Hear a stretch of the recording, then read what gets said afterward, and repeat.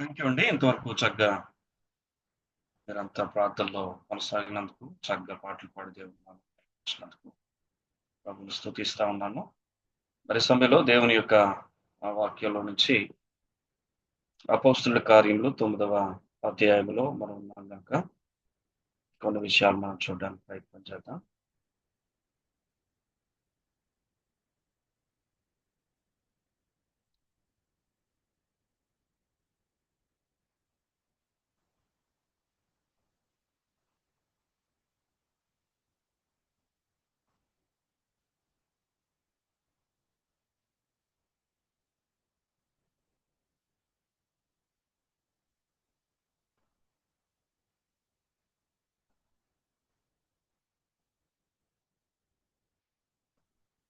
మనం last week మాట్లాడుకున్నటువంటి విషయాలు ఇవి. ఈ వచనంలో చెప్పండి పరిశుద్ధులు ఎవరు అనేటువంటి విషయం దగ్గరకు వచ్చి మనం ఆగాం.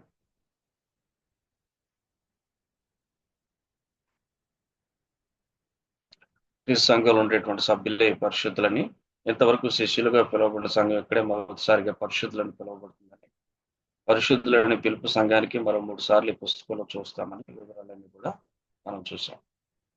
ఎలా పరిశుద్ధులుగా మనం ఎంచబడుతున్నాం అని అంటే, పరిశుద్ధత అనేది రక్షణతో ముడిపడిన అంశం అని, రక్షణ అనేది 3 కాలాల్లో ఎలా జరుగుతుందో, అలాగే పరిశుద్ధత కూడా 3 కాలాల్లో మనం సంపూర్ణంగా పొందుతాం అనేటువంటి విషయాన్ని టేబుల్ ద్వారా మనం చూసాం. ఇది భూతకాలానికి సంబంధించింది. మనం రక్షించబడ్డాం. దేని నుంచి? పాప శిక్ష నుంచి. వారు ఇలా రక్షించబడినప్పుడు మనకి గత పాపం నుంచి పరిశుద్ధపరచబడినటువంటి అనుభవంలోనికి మనం వచ్చాం. ఇది జరిగిన తర్వాత ప్రస్తుతం వర్తమాన కాలంలో మనం రక్షించబడుతూ ఉన్నాం. దేని నుంచి అంటే పాప శక్తి నుంచి. ఇలా మనం రక్షించబడుతూ ఉండేటువంటి సమయంలో మరి మనం అనుదిన పరిశుద్ధతను మనం పొందుకుంటాం. ప్రతిరోజు పరిశుద్ధపరచబడుతున్నాం. దీన్ని అనుదిన పరిశుద్ధత అని కూడా అంటారు. ఇక భవిష్యత్ కాలంలో మనం కంప్లీట్ గా రక్షించబడతాం. దేని నుండి అనంటే పాపపు సన్నిధి నుండి మనం రక్షించబడతాం. అప్పుడు ఈ శరీరం మారిపోతుంది. ఈ లోకం ఇక ఉండదు. ఆ తర్వాత మరి నూతన ప్రపంచంలో మనం ప్రవేశిస్తాము. అంతేకాదు అక్కడ సాతాను ఉండడు కనుక మనం కంప్లీట్ గా రక్షించబడతాం. అప్పుడు మనం మహిమపరచబడిన పరిశుద్ధపరచబడినటువంటి అనుభవంలోనికి వస్తాం. కంప్లీట్ గా దేవుడు కోరుకున్న సంపూర్ణమైన పరిశుద్ధతలోనికి మనం వస్తాం. ఇది ఇంతవరకు మనం గత వారంలో చూసాం. ఇక్కడ మనం ఆగినట్టున్నాం. అంతేనా? ఇక్కడతో ఆగామా? పాప సన్నిధి అంటే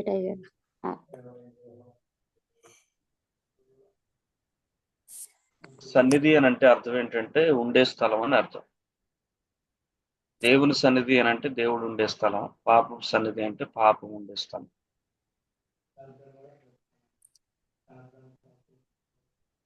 పాపం ఎక్కడెక్కడ ఉంది? లోకంలో ఉంది. లోకం ఉండదు.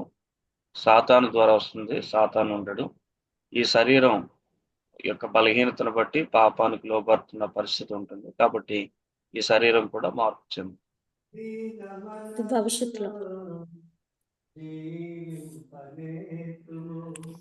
ఓకేనమ్మా? రైట్. ఓకే, మరి ఇంతవరకు వచ్చి ఆగాం కనుక తర్వాత విషయాల్లోనికి మనం వెళదాం. చిన్న ప్రార్థన చేసుకుని దేవుడి వాక్య ధ్యానంలోనికి వెళదాం. మమ్మల్ని ఎంతగానో ప్రేమించిన తండ్రి మీకు స్తోత్రం. కొంత సమయం పాటు నీ వాక్యాన్ని మేము ఆలోచించబోతున్నాం. మాతో మాట్లాడండి. ఏ ఉద్దేశంతో ఏ సంకల్పంతో లేఖన సత్యాలు మీరు గ్రంథస్థం చేశారో ఆ ఉద్దేశ క్రమంలో నుంచి మేము తొలగిపోకుండా నీ లేఖన సత్యాలు సరిగా గ్రహించినట్లుగా మా కనులు మనసులు తెరవండి. మాతో మాట్లాడండి, మమ్మల్ని బలపరచండి. మా అందరికి అవసరమైన సత్యము సందేశం మీరు మాకు నేర్పించమని ముందున్న సమయం అంతా మాకు దేవునికరంగా చేయమని కోరుతూ ఉన్నాను. తండ్రి మీకు స్తోత్రాలు. మరి ముఖ్యంగా దేవుని వాక్యాన్ని మేము ధ్యానించుకోవచ్చుండగా ప్రభావ దేవా మాకు లోతైన ఆధ్యాత్మిక సత్యాలు నేర్పించమని. దేవా ఇదిగో తండ్రి మేము నేర్చుకోవాల్సిన పాఠం నేర్చుకొని దేవుని సన్నిధిలో ముందుకు సాగే కృప మీరు మాకు దయచేయమని కోరుతూ ఉన్నాను. ఈ సమయంలో ప్రభా ఇదిగో తండ్రి మరి ఇప్పుడు వచ్చినటువంటి పిల్లలందరిని బట్టి నేను స్తుతిస్తా ఉన్నాను.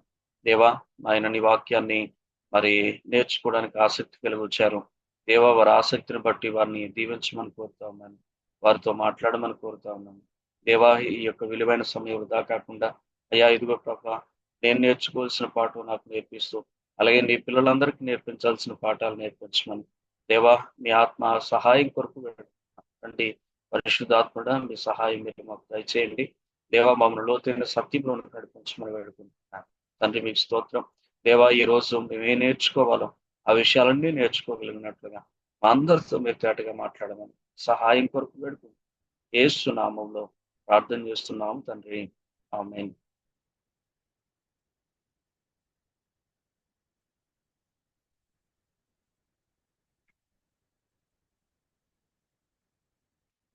రైట్. ఇక్కడ 9వ అధ్యాయం 14 నుంచి 16 వచనాలు మనం చూసినప్పుడు ఇక్కడ నీ నామమును బట్టి ప్రార్థన చేయ వారందరినీ బంధించుటకు అతడు ప్రధాన యాజకుల వలన అధికారం పొంది ఉన్నాడని ఉత్తరం ఇచ్చాను. అందుకు ప్రభువు నువ్వు వెళ్ళుము, అన్యజనుల ఎదుటను రాజుల ఎదుటను ఇశ్రాయేలు ఎదుటను నా నామమును భరించుటకు ఇతడు నేను ఏర్పరచుకున్న సాధనమై ఉన్నాడు. ఇతడు నా నామం కొరకు ఎన్ని శ్రమలు అనుభవింపవలనో నేను ఇతనికి చూపుతుని అననీయతో చెప్పాను. సౌలు ఎవరెవరి ఎదుట దేవుని నామమును భరించాడు? ఈ వచనాల్లో నుంచి మీరు కొంచెం ఆలోచించి చెప్పడానికి ప్రయత్నం చేయండి. సౌలు ఎవరెవరి ఎదుట దేవుని నామమును భరించాడు? ప్రధాన యాజకులు, అన్యజనుల ఎదుట రాజుల ఎదుట, అన్యజనుల ఎదుట రాజుల ఎదుట, ఇశ్రాయేలుల ఎదుట, ఇశ్రాయేలు ఎదుట,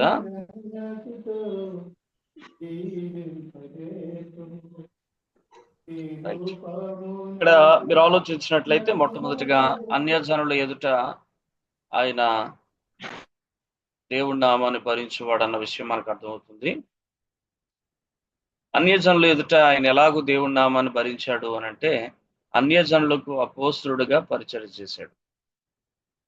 అన్యజనులకు అపోస్తులుడుగా పరిచయం చేయడం అనేది మనం పౌలు యొక్క జీవితంలో మనం చూస్తున్నటువంటి సంగతి.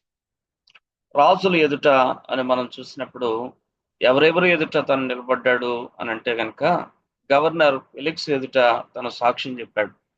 24వ అధ్యాయంలో 1 నుంచి 23 వచనాలు మనం ఆ వివరాలు చదువుతాం అపోస్తల కార్యంలో. అలాగే గవర్నర్ పొర్కియు ఎదుట పొర్కియు పేస్ట్ అనేటువంటి అని ఆ గవర్నర్ గారి ఎదుట కూడా మరి దేవుని కొరకు సాక్ష్యం ఇవ్వడం అనేటువంటిది మనం చూస్తా ఉన్నాం. 24-27 నుంచి 25-12 వరకు కూడా మనం చాలా స్పష్టంగా మనం చూస్తాము. ఆ తర్వాత అగ్రిప్ప ఎదుట, రాజు అయినటువంటి అగ్రిప్ప ఎదుట కూడా మరి దేవుని కొరకు సాక్ష్యం ఇవ్వడం మనం చూస్తా ఉన్నాం. 25-13 నుంచి 26-32 వరకు అపోస్తల కార్యంలోనే ఈ రిఫరెన్స్లు అన్ని కూడా ఉంటాయి, మీరు గమనించండి. బహుశా నీరో చక్రవర్తి ఎదుట కూడా తను దేవుని కొరకు సాక్ష్యం ఇచ్చాడు. 25-11 బట్టి మనకు ఆ విషయం అర్థమవుతా ఉంది. ఈ విధంగా మీరు ఆలోచించినట్లయితే కనుక రాజుల ఎదుట దేవుని యొక్క నామమును భరించుట అనేటువంటి విషయాన్ని మనం చాలా స్పష్టంగా గుర్తించగలం. ఇంకా తర్వాత మీరు ఆలోచించినట్లయితే ఈ వచనంలో మరో మాట కూడా మనకు కనబడుతుంది. ఇశ్రాయేలు ఎదుట పౌలు అన్యజనులకు అపోస్తుడైన తాను వెళ్ళిన ప్రతి స్థలంలో మొదట ఎక్కడికి వెళ్ళాడు అని అంటే గనక ఇశ్రాయేలు యొద్దకు వెళ్ళేవాడు. మీరు ఈ విషయాల్ని అపోస్తల కార్యం అంతటా కూడా మీరు చూడగలరు. అందులో భాగంగానే 9వ అధ్యాయంలోని 19 నుంచి 30 వచనాల్లో మరి వాళ్ళ దగ్గరికి వెళ్ళి మొట్టమొదట సాక్ష్యం చెప్పడం అనేటువంటిది, సువార్త చెప్పడం అనేటువంటిది మనం చూస్తా ఉన్నాం. వారి రక్షణ కొరకు భారం కలిగి ఉండేవాడని రోమపత్రిక 10వ అధ్యాయం 1వ వచనం మనకు తెలియజేస్తా ఉంది. రోమపత్రిక 10వ అధ్యాయం 1వ వచనంలో మనం చూసినప్పుడు మరి తన వారు రక్షణ పొందాలని పౌలు ఎంతగా పరితపించాడో దేవుని యొక్క వాక్యంలో చాలా స్పష్టంగా మనం అక్కడ గమనించగలం.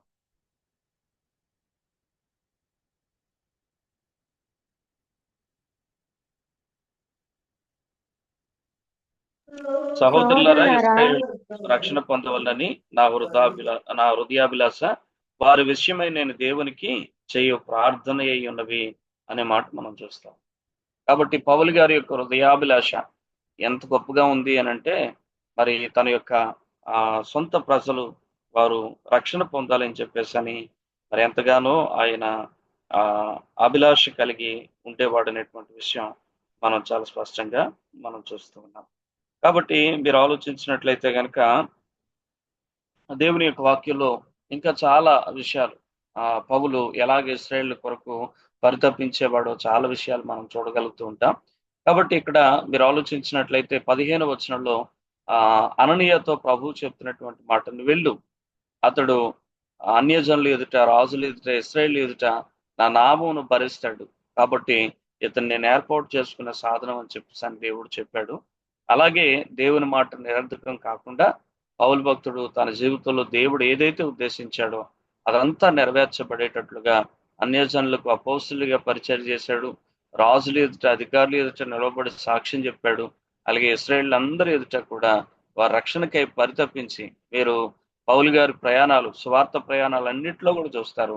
ఆయన ఎక్కడికి వెళ్ళా కూడా అక్కడ ఆయన తపన, ఆయన యొక్క ఆశ ఏంటి అంటే, ఎక్కడైతే సమాజ మందిరాలు ఉంటే ఆ మందిరాలకు వెళ్ళి మొట్టమొదటిగా దేవుని స్వార్థ అందించడం వెనుక అతనుకున్న కోరిక ఏంటంటే, తన సొంత జనులు, సహోదరులు రక్షణ పొందాలని చెప్పేసి ఈ యొక్క పౌలు గారు ఎంతో పరితపించాడని మనం చాలా స్పష్టంగా గుర్తించగలం. ఇది మనం చూస్తున్నటువంటి విషయం.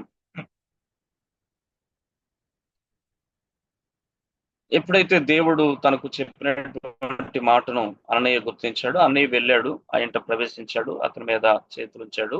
సౌలా, సహోదరుడా, నువ్వు వచ్చిన మార్గంలో నీ కనబడిన ప్రభు అయిన యేసు నీవు దృష్టి పొంది పరిశుద్ధాత్మతో నింపబడినట్లు నన్ను పంపున్నాడని చెప్పాడు.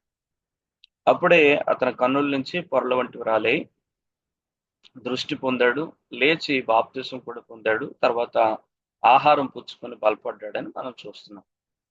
మీరు ఆలోచించినట్లయితే కనుక ఈ విభాగంలో మనం చూస్తున్న విషయాలను బట్టి గమనించదగినటువంటి కొన్ని విషయాలు ఉన్నాయి.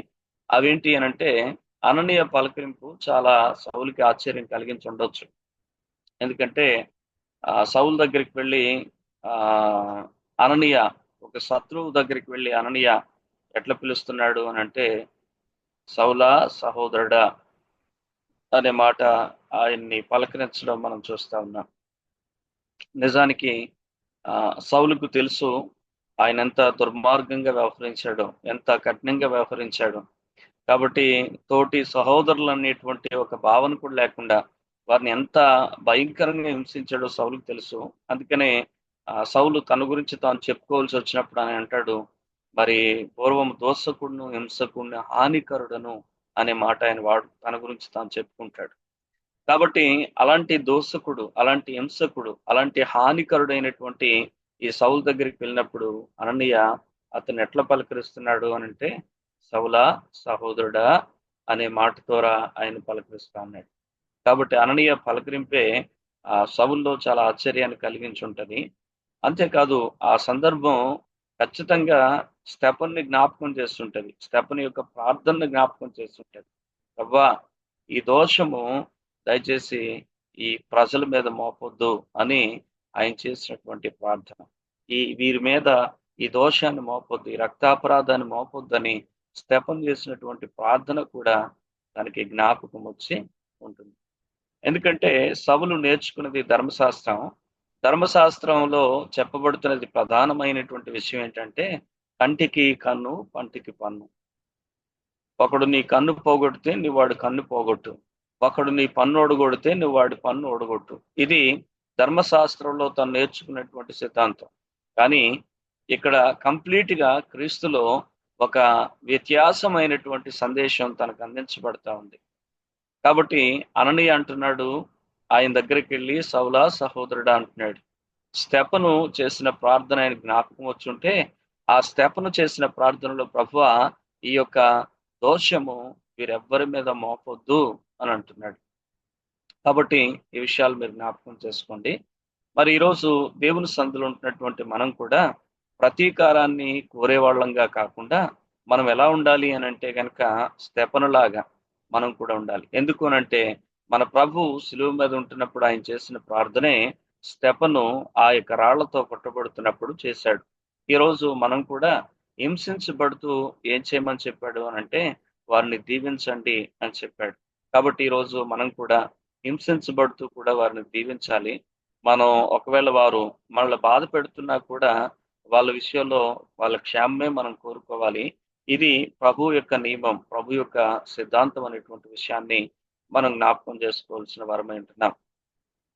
ఇంకా మీరు ఆలోచించినట్లయితే సౌలు పట్ల దేవుని యొక్క చిత్తం సకల జనుల ఎదుట ప్రభు కొరకు సాక్షిగా ఉందువు అని చెప్పడం మనం ఇక్కడ చాలా స్పష్టంగా చూస్తున్నాం. కాబట్టి మేబీ తను చెప్పినటువంటి దేవుడు అననీయతో చెప్పిన మాట ఇది నీ పట్ల దేవుని చిత్తం అనేటువంటి విషయం అననీయ సౌలుకి చెప్పి ఉండవచ్చు అనేటువంటి విషయాన్ని మనం గమనించవచ్చు. అననీయ చేతులుంచగా సౌలు చూపు పొంది బాప్తిసం పొందాడు అనేటువంటి విషయం మీరు గమనించండి. అననీయ ఆయన మీద చేతులుంచినప్పుడు దేవుడు ఆయన విషయంలో ఒక అద్భుతాన్ని చేశాడు. మరి 3 దినాలుగా చూపు లేకుండా ఉంటున్నటువంటి ఆయనకు మళ్ళీ ఇప్పుడు కళ్ళు తెరవబడ్డాయి. ఆయన చూడగలుగుతూ ఉన్నాడు. అంతేకాదు మరి వెంటనే అతడు లేచి బాప్తిస్మం తీసుకున్నాడు అనేటువంటి విషయాన్ని మనం జ్ఞాపకం చేసుకుంటాం. కాబట్టి పిల్లరా ఎక్కువ కాల వ్యవధి లేదు. చాలాసార్లు చాలా మంది బాప్తిస్మ విషయంలో ఎక్కువ కాల వ్యవధి అడగడం మనం చూస్తూ ఉన్నాం. మరి ఒక 3 మాసాలు వస్తే బాప్తిస్మం ఇస్తాం. ఏమండి, మారు మనసు లేనివాడు 3 మాసాలు వచ్చినా ఒకటే, 3 సంవత్సరాలు వచ్చినా ఒకటే. అదే మారు మనసు కలిగినటువంటి వ్యక్తి ఏమండి 3 రోజులు అవసరం లేదు, 3 నిమిషాలు చాలు ఆ వ్యక్తికి మనం బాప్తిస్మం ఇవ్వడానికి ఏ విధమైన ఆటంకం లేదు. కాబట్టి మారు మనసు లేనటువంటి వ్యక్తులు ఎన్ని సంవత్సరాలు వచ్చినా సంవత్సరాలు బట్టి వాళ్ళకి బాప్తిస్మం ఇవ్వడం అనేది సరైనటువంటి విధానం కాదు. కానీ నిజంగా మారు మనసు పొందితే ఆ వ్యక్తికి ఏమండి నెలలు, వారాలు, సంవత్సరాలు అవసరం లేదు. ఆ వ్యక్తికి ఎప్పుడు తన బాప్తిస్మం తీసుకోవడానికి ఇష్టపడినా అప్పుడు ఖచ్చితంగా బాప్తిస్మము ఇవ్వచ్చు. అందుకనే 3 రోజులు అవుతుంది అప్పటికి. అయితే అననీయ అంతకంటే ముందు వస్తే గనక ఇంకా ముందే తన బాప్తిస్మం పొందడానికి అవకాశం ఉండేదేమో. కానీ అననీయ 3వ రోజు వచ్చాడు. 3వ రోజు వచ్చి సౌలు కొరకు ప్రార్థన చేశాడు, చూపు పొందాడు. ఇప్పుడు ఆయన అంటున్నాడు, నువ్వు లేచి బాప్తిస్మము పొందు అన్నప్పుడు అతడు లేచి బాప్తిస్మం పొందడం అనేటువంటి మనం చూస్తూ ఉన్నాం. కాబట్టి ఈ విషయాలు గమనించండి. ఇక ఇందులో మనం గమనించే మరో ప్రాముఖ్యమైన సత్యం ఏమిటంటే పౌలు శరీరంలో ముళ్ళు అనేటువంటి మాట తర్వాత మనం చదువుతాం. పౌలు శరీరంలో ఒక ముళ్ళు ఉందని పౌలు చెప్తాడు. దాని కొరకు ముమ్మారు నేను ప్రభువును వేడుకున్నాను అనేటువంటి విషయం కూడా మనం కొరింథీ పత్రికలో చదువుతాం. అయితే విశేషం ఏమిటి అనంటే గనక ఈ యొక్క ముళ్ళు ఏంటి అనంటే చాలా మంది చెప్పేటువంటి ఒక విషయం ఏంటంటే గనక మేబీ ప్రభువు తనను దర్శించినప్పుడు అతడు కనులు పోగొట్టుకున్నాడు, గుడ్డివాడిగా మారాడు. అయితే అననీయ ప్రార్థన చేయగా దృష్టి అయితే తనకు పొందిన పొరలు లాంటివి రాలి చూడగలిగేటువంటి అవకాశం తనకు వచ్చిన ఆ కళ్ళ నుంచి ఒక నీళ్లు కారేటువంటి ఒక కంటి సమస్య తనకు ఉందని మరి కొంతమంది బైబిల్ వ్యాఖ్యానకర్తలు అభిప్రాయపడుతున్నారు. వారు ఇలా అభిప్రాయపడడానికి గల ప్రధానమైన కారణం ఏంటంటే మరి గలతీ పత్రికలో మనం చూస్తాం. గలతీ పత్రిక 4వ అధ్యాయం 13, 14 వచనాలు మనం చూసినప్పుడు గలతీ సంఘాల యొక్క ధన్యతను గూర్చి వారి యొక్క ప్రేమను గూర్చి అపోస్తలుడైన పౌలు వారిని అభినందిస్తూ ఇలా చెప్తా ఉంటాడు అనమాట. సఖ్యమైతే మీ కన్నులు ఓడపీకి నాకు ఇవ్వడానికి మీరు సిద్ధపడ్డారు అనే మాట ఆయన ఉపయోగిస్తా ఉన్నాడు. గలతీ పత్రిక 4వ అధ్యాయము 13, 14 వచనాలు మీరు చూసినప్పుడు అక్కడ ఇలా చెప్పబడింది.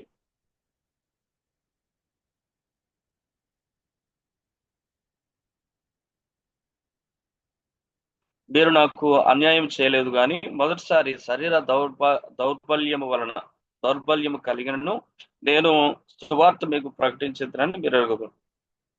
అప్పుడు నా శరీరంలో మీకు శోధనగా ఉండిన దాన్ని బట్టి నన్ను మీరు తృణీకరించలేరు, నిరాకరింపనైనను లేదు కానీ దేవుని దూత వలె క్రీస్తు యేసు వలన నన్ను అంగీకరించారు. మీరు చెప్పుకున్న ధన్యత ఏమైనది? సఖ్యమైతే మీ కన్నులు ఓడబీకి నాకు ఇచ్చివేసి ఉందని మీ పక్షముగా సాక్ష్యం పలుకుచున్నాను అనే మాట మీరు చూస్తారు. 15వ వచనం కూడా మీరు యాడ్ చేసుకోవచ్చు. కాబట్టి మీరు గమనిస్తే ఒకవేళ పౌలు ఒప్పుకుంటే గలతీయులు కొంతమంది ఏమన్నారనంటే, అయ్యా మాకు కళ్ళు లేకపోయినా పర్లేదు, నీలాంటి వాడు కళ్ళు ఉండాలి, ఇంకా అనేకులు దేవుని గురించి సాక్ష్యం చెప్పాలి, కాబట్టి ఒకవేళ ఒప్పుకుంటే నీకు నా కళ్ళు తీసి నీకు పెట్టేస్తామని చెప్పేసి అని అనేక మంది గలతీ సంఘంలో ఉన్నవారు వారు ముందుకు రావడం అనేటువంటిది మనం చూస్తున్నాం. కాబట్టి పిల్లరా గమనించండి, మరి వాస్తవానికి అతనికి ఉండేటువంటి ఆ సమస్య కంటికి సంబంధించిన సమస్య అని మనం చెప్పడానికి గల్తీ పత్రిక 4వ అధ్యాయం 13-15 వచనాల్లో ఉన్న ఈ భాగం కొంచెం ఆధారంగా కనబడుతూ ఉంది. కాబట్టి మరికొంతమంది ఏమని అంటారంటే కంటి నుంచి ఆ నీరు కారే సమస్య తనకు ఉందని, దాన్ని బట్టి ఎప్పుడు కూడా ఆయన కంటి నుంచి అలా నీరు వస్తా ఉంటే కొంచెం ఇబ్బందిగా ఉండేవాడని, కళ్ళు ఆ అందరి మధ్య ఉండేటప్పుడు తను ప్రశాంతంగా ఉండడానికి తనకు అవకాశం ఉండేది కాదని, మరి దాన్ని బట్టి ఆయన చాలా ఇబ్బంది పడుతూ ఉండేవాడని కొంతమంది అభిప్రాయపడుతూ ఉంటారు. కాబట్టి పిల్లల జ్ఞాపకం చేసుకుందాం. అందుకనే తనకున్న శరీర దౌర్బల్యమును బట్టి మరి వాళ్ళని ఎవరూ అసహించుకోలేదట. కాకపోతే ఆయన ఎలా వారు చూడడం మొదలు పెట్టారు అని అంటే, ప్రభు యొక్క దూతలాగా తను చూడడం మొదలు పెట్టారు. యేసుక్రీస్తుని చూసినట్లే తను చూచేవారని, మరి ప్రభువును అంగీకరించినట్లు తాను అంగీకరించారని మరి చాలా స్పష్టంగా గలతీయులని అభినందిస్తూ ఆయన మాట్లాడుతూ ఉన్నాడు. కాబట్టి ఈరోజు ఈ విషయాలు మనం జ్ఞాపకం చేసుకుందాం. మరి ఇటువంటి ఈ సమస్యతో తన దేవుని దగ్గరికి వెళ్ళి దేవుణ్ణి అడిగితే దేవుడు తనకు చెప్పిన మాట ఏంటంటే, నా కృప నీకు సరిపోతుంది. ఎందుకంటే దేవుని యొక్క గొప్ప ప్రత్యక్షతలు దేవుడు ఆయనకి ఇచ్చాడు. ఆ ప్రత్యక్షతను బట్టి నువ్వు అతిశయించకుండా ఉండడానికి నీ శరీరంలో ఒక ముళ్ళుగా ఉండాలి ఇది అని దేవుడు తనతో చెప్పాడు. ఈరోజు చాలాసార్లు మన జీవితంలో కూడా ఏదైనా ఒక బలహీనత, ఏదైనా ఒక సమస్య, ఏదైనా ఒక అనారోగ్యం, ఏదైనా ఒక కష్టం, ఏదైనా ఒక చిన్న ఇబ్బంది మన జీవితంలో దేవుడు దాన్ని అలా పెట్టి ఉంచుతున్నాడు అని అంటే దాని అర్థం ఏమిటో తెలుసా? అది మనలో లేకపోతే మనం ఎక్కడ దేవుని మాట వినవేమోనండి. కాబట్టి నిజమే పిల్లారా, చాలాసార్లు మనం దేవుని మాటకు లోబడకుండా ఉంటున్నప్పుడు దేవుడు కొన్నిసార్లు కొన్ని ముళ్ళు మన యొక్క జీవితంలో పెట్టాల్సిన పరిస్థితి, ఉంచాల్సిన పరిస్థితి ఏర్పడుతూ ఉంటది అనే విషయాన్ని మనం జ్ఞాపకము చేసుకోవాల్సిన వారమైంటున్నాం. కాబట్టి ఇక్కడ పౌలుకు కలిగిన ప్రత్యక్షతను బట్టి అతడు అతిశయించి తన జీవితాన్ని పాడు చేసుకోకుండా దేవుడు తన శరీరంలో ఒక ముళ్ళును పెట్టాడు, నీకు ఉండడం మంచిదని చెప్పాడు. అదే సమయంలో సౌలు 3 సార్లు ప్రార్థన చేస్తే దేవుడు చెప్పాడు, నేను నిన్ను బాగు చేయను, కాకపోతే ఒక పని చేస్తాను, నా కృప నీకు ఇస్తాను, నా కృప నీకు సరిపోతుంది అని చెప్పాడు. మరి చాలా మంది దీని గురించి కూడా వ్యాఖ్యానం చేస్తే ఏమన్నారు అని అంటే, ఆ కృప ఏదో కాదు, మరి ఆయన దేవుని యొక్క సువార్త ప్రకటిస్తున్న సమయం అంతా కూడా కళ్ళకి ఎటువంటి డిస్టర్బెన్స్ లేకుండా, ఆ కళ్ళ నుంచి నీరు కారే సమస్య లేకుండా కళ్ళు తేటగా కనపడేవట. చక్కగా ఆయన చక్కగా సువార్త ప్రకటించేవాడు. ఎప్పుడైతే మళ్ళీ సువార్త ప్రకటించడం అయిపోయిందో ఆయన మళ్ళీ నార్మల్ గా కూర్చున్నప్పుడు మళ్ళీ యథావిధిగా తన కళ్ళ నుంచి నీరు కారే సమస్య తనకు వస్తూ ఉండేది. అందుకనేమో బహుశా అయ్యో సువార్త ప్రకటించకపోతే నాకు శ్రమ అనే మాట సౌలు ఉపయోగించాడని చాలా మంది, మరికొంతమంది దీనికి కనెక్టింగ్ గా వారి అభిప్రాయాన్ని కూడా చెప్పారు. కాబట్టి ఏదేమైనా మనకి ఈ వచనాల ఆధారంగా ఈ విషయాల్ని మనం కొంచెం గమనించడానికి ప్రయత్నం చేస్తా ఉన్నాం. కాబట్టి ఈ యొక్క 17-18 వచనాలని మనం చూసినప్పుడు మనకు అర్థమవుతున్నటువంటి సంగతులు ఇవి. అననీయ పలకరింపు ఎంత ఆశ్చర్యాన్ని సౌల్లో కలిగించి ఉంటుందో, ఈ రోజు మన విరోధులతో మనం అలాంటి పలకరింపు కలిగి ఉండగలుగుతున్నామా ఆలోచించవలసిన వారు ఉంటున్నాం. సౌలు పట్ల దేవుని చిత్తం ఏంటో దేవుడు తనకు తెలియజేసి మరి అలాగ ఉండడానికి సౌలు కూడా ఎంతగానో ప్రయాసపడ్డాడు. ఈరోజు మరి దేవుని యొక్క చిత్తం నిన్ను రక్షించుకోవడం వెనక ఏంటో నువ్వు కనుక్కున్నావా? నువ్వు కూడా అలా ఉండడానికి ప్రయత్నం చేస్తున్నావా అన్నది చాలా ప్రాముఖ్యమైనటువంటి విషయం. అననీయ చేతులుంచగా సౌలు చూపు పొందాడు, బాప్తిస్మం కూడా తీసుకున్నాడు. దీని విషయంలో కాల వ్యవధి లేదు. కాబట్టి ఎవరితో కూడా 3 మాసాలు మీరు మందిరంకి వస్తే బాప్తిస్మం ఇస్తాం, 6 మాసాలు మందిరంకి వస్తే బాప్తిస్మం ఇస్తాం, పెళ్లి కోసం 3 నెలలు మందిరానికి రండి, ఇవేవి కరెక్ట్ అయినటువంటి విధానాలు కాదు. నిజంగా ఒక వ్యక్తి మారు మనసు పొందితే 3 దినాలు కాదు, 3 పూటలు అవసరం కూడా లేదు. ఆ వ్యక్తికి వెంటనే బాప్తిస్మము ఇవ్వచ్చు. మీకు ఆల్రెడీ అపోస్తుల కార్యం 8వ అధ్యాయంలో మరి మారు మనసు పొందిన నపుంసకుని గురించి చెప్పినప్పుడు కూడా చెప్పాను. బాప్తిస్మానికి కాల వ్యవధి అవసరం లేదు అనేటువంటి విషయం మనం అర్థం చేసుకోవాల్సిన వారమైంది. ఇక మీరు ఆలోచించినట్లయితే పౌలు శరీరంలో ముళ్ళు, కంటి సమస్య అని కొందరు అనడానికి కారణాలు ఏంటో కూడా నేను మీకు ముందు ఉంచాను. ఓకే, ఈ విషయాలు మీరు గమనించండి. అటు పిమ్మట దమస్కులో ఉన్న శిష్యులతో కూడా కొన్ని దినాలు ఉన్నాడు. వెంటనే సమాజ మందిరంలో యేసే దేవుని కుమారుడని ఆయన గూర్చి ప్రకటించి వచ్చాడు. విని వారందరూ విభ్రాంతి నొందారు. యెరూషలేములో ఈ నామమును బట్టి ప్రార్థన చేయవారిని నాశనం చేసిన వాడు ఎట్లే కాడని వారిని బంధించి ప్రధాన యాజకుల దగ్గర తీసుకొని పోవడానికి ఇక్కడికి కూడా వచ్చున్నాడని కొంతమంది చెప్పుకున్నారు. అయితే సౌలు మాత్రం మరీ ఎక్కువగా బలపడి ఈయనే క్రీస్తుని రుజువుపరచుచు దమస్కులో కాపురమున్న యూదులను కలవరపరిచెను.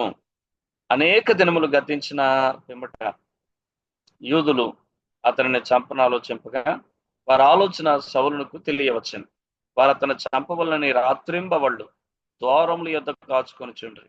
కనుక అతని శిష్యులు రాత్రి వేళ అతనిని తీసుకుని పోయి గంపలో ఉంచి గోడ గుండా అతనిని క్రిందకి దింపిరి అనే మాట మనం చాలా స్పష్టంగా చూడగలం.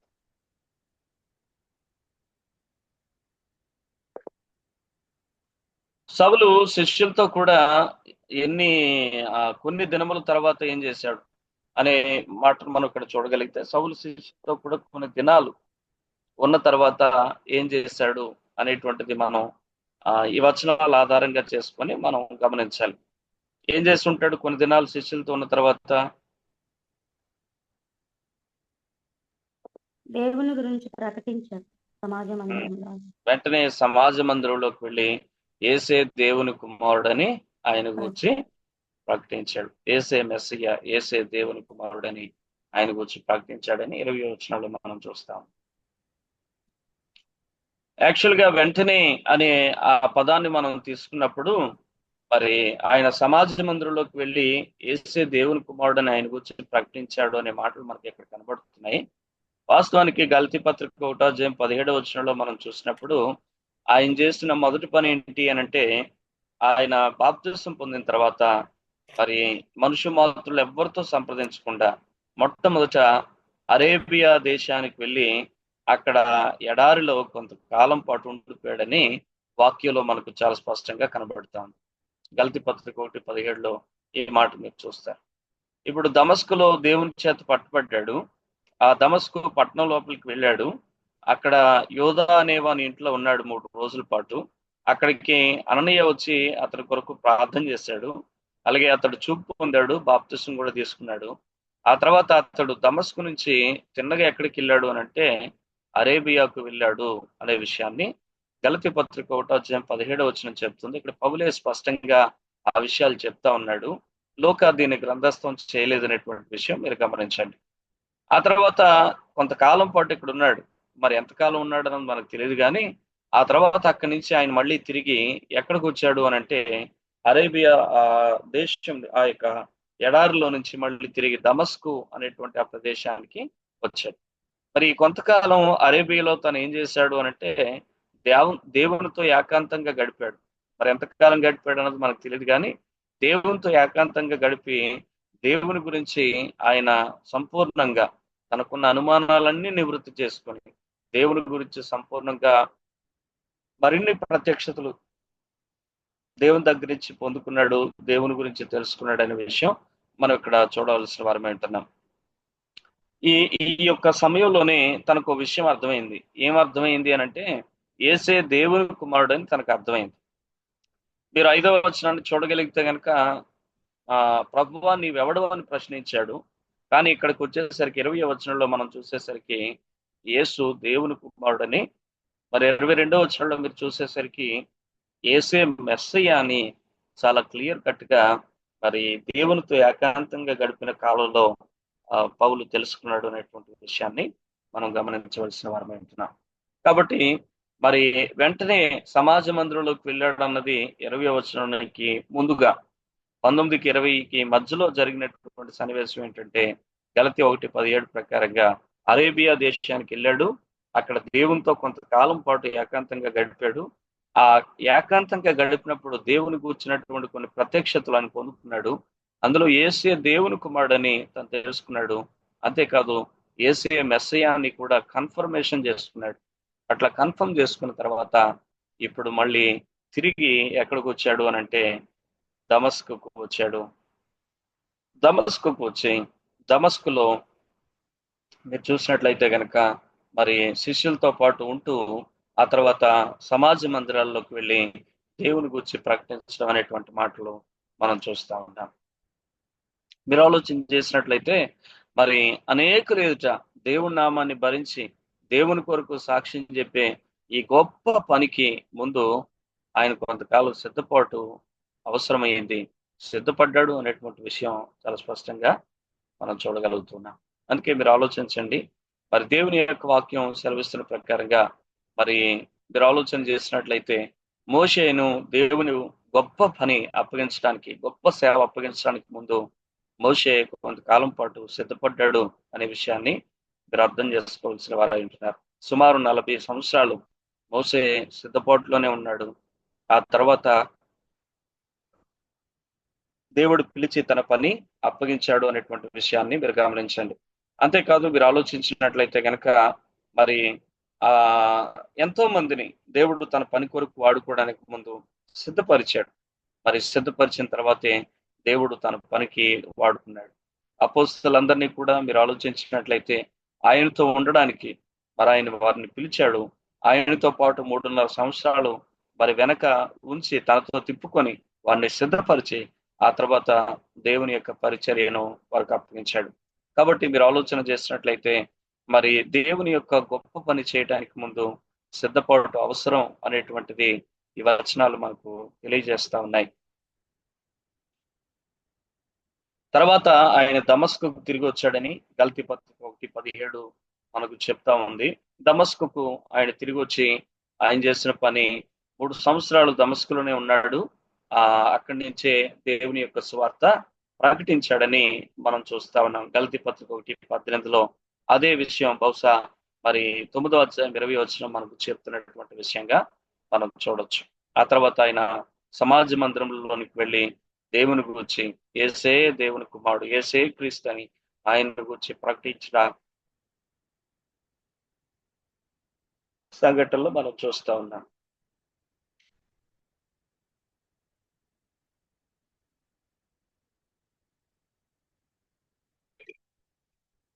కారణం రక్షించబడినటువంటి ఆత్మ మరొక ఆత్మను రక్షించకుండా ఉండలేదు అనే విషయాన్ని మీరు చాలా స్పష్టంగా గమనించండి. ఒక వ్యక్తి రక్షించబడిన తర్వాత ఎంత తీవ్రత కలిగి ఉంటాడు అని అంటే మరి ఆ వ్యక్తి మరో వ్యక్తికి సువార్త చెప్పకుండా ఉండలేడు. మరొక ఆత్మను దేవుని దగ్గరికి నడిపించకుండా ఉండలేడు. కాబట్టి ఈ విషయాన్ని మనం గమనించవలసిన వారు అంటున్నాం.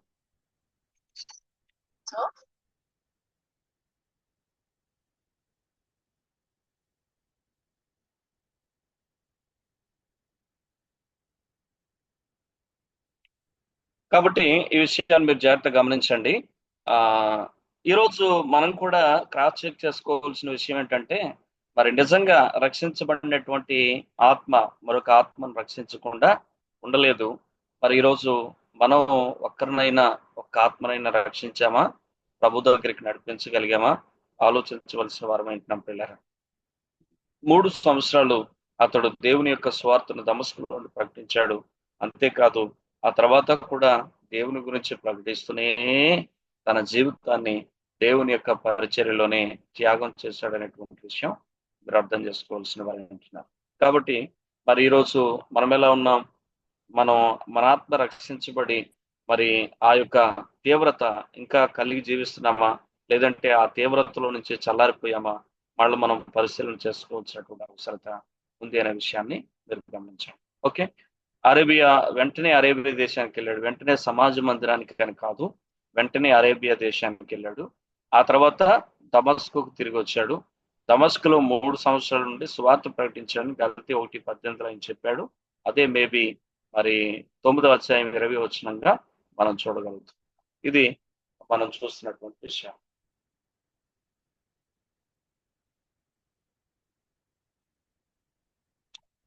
సౌలు ఎప్పుడు సువార్త ప్రకటించాడు?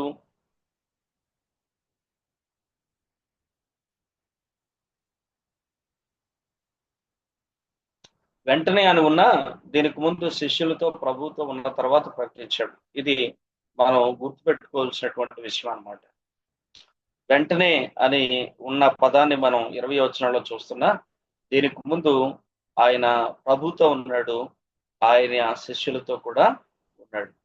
కాబట్టి ఈ విషయాలు మనం జ్ఞాపకం చేసుకుందాం. మనం దేవునితో ఉండకుండా, దేవుడి నుంచి బలం పొందకుండా ఇతరులకి మనం సాక్ష్యం చెప్పలేం. ప్రభువును గూర్చి అనుభవపూర్వకంగా మనం తెలుసుకున్న తర్వాత మాత్రమే ఇతరులకు మనం చెప్పగలం. అసలు నీకే అనుభవం లేకపోతే నువ్వెలా మరి దేవుని కొరకు సాక్ష్యం చెప్పగలుగుతావు? యేసే దేవుని కుమారుడు, యేసే క్రీస్తని ఆయన రూఢిగా తెలుసుకున్నాడు. నార్మల్ గా కాదు, రూఢిగా తెలుసుకున్నాడు అనేటువంటి విషయం మనం చాలా స్పష్టంగా మనం గుర్తించాలి. అందుకే ఈ ఈ ఈయన క్రీస్తుని రుజువులతో సహా ఆయన చెప్పగలుగుతున్నాడు అనేటువంటి విషయం మీరు గమనించండి. మరి ఎంత స్పష్టంగా దేవుని గూర్చి మరి తనకున్న అనుమానాలన్నీ తొలగించుకొని యేసే దేవుని కుమారుడు, యేసే మరి తను ఇంతకాలం ఎదురు చూసినటువంటి మెస్సయ్య క్రీస్తు అనేటువంటి విషయం చాలా స్పష్టంగా, చాలా క్లియర్ గా తను తెలుసుకొని, అనుభవపూర్వకంగా తెలుసుకున్న తర్వాత ఇప్పుడు చాలా ధైర్యంతో ఆయన సమాజ మందిరాల దగ్గరికి వచ్చి, అలాగే యెరూషలేం కూడా వెళ్ళి ఆయన చెప్పడం అనేటువంటిది మనం చూస్తున్నాం. ప్రభువుని గురించి ప్రకటించడానికి ముందు ప్రభువులో బలపడి ఉండాలి అనేటువంటి విషయం ఈ 22వ వచనం మనకు చాలా స్పష్టంగా మనం చూడగలుగుతున్నాం. ఈ 22వ వచనం మనం చెప్తా ఉంటాం. మీరు దీన్ని 8వ వచనంతో పోల్చండి. 1వ అధ్యాయం 8వ వచనంతో మీరు పోల్చండి. మీరు ఆలోచించినట్లయితే గనక ఆయన అంటాడు, మీరు యెరూషలేము నుండి వెళ్ళక నా వలన వినిన తండ్రి యొక్క మరి వాగ్దానం కొరకు కనిపెట్టండి అని చెప్తూ, ఆయనను పరిశుద్ధాత్ముడు వచ్చినప్పుడు మరి ఆయన ఏం చేస్తాడు అని అంటే గనక మీరు శక్తితో ఆయన మిమ్మల్ని నింపుతాడు. మీరు శక్తి పొందుతారు కాబట్టి యెరూషలేములోను, యూదయలోను, సమరయలోను, భూదిగంతాల వరకు కూడా నాకు సాక్షులుగా ఉంటారని చెప్పి మరి ప్రభు చెప్పిన మాటను మనం జ్ఞాపకానికి తెచ్చుకోవాలి.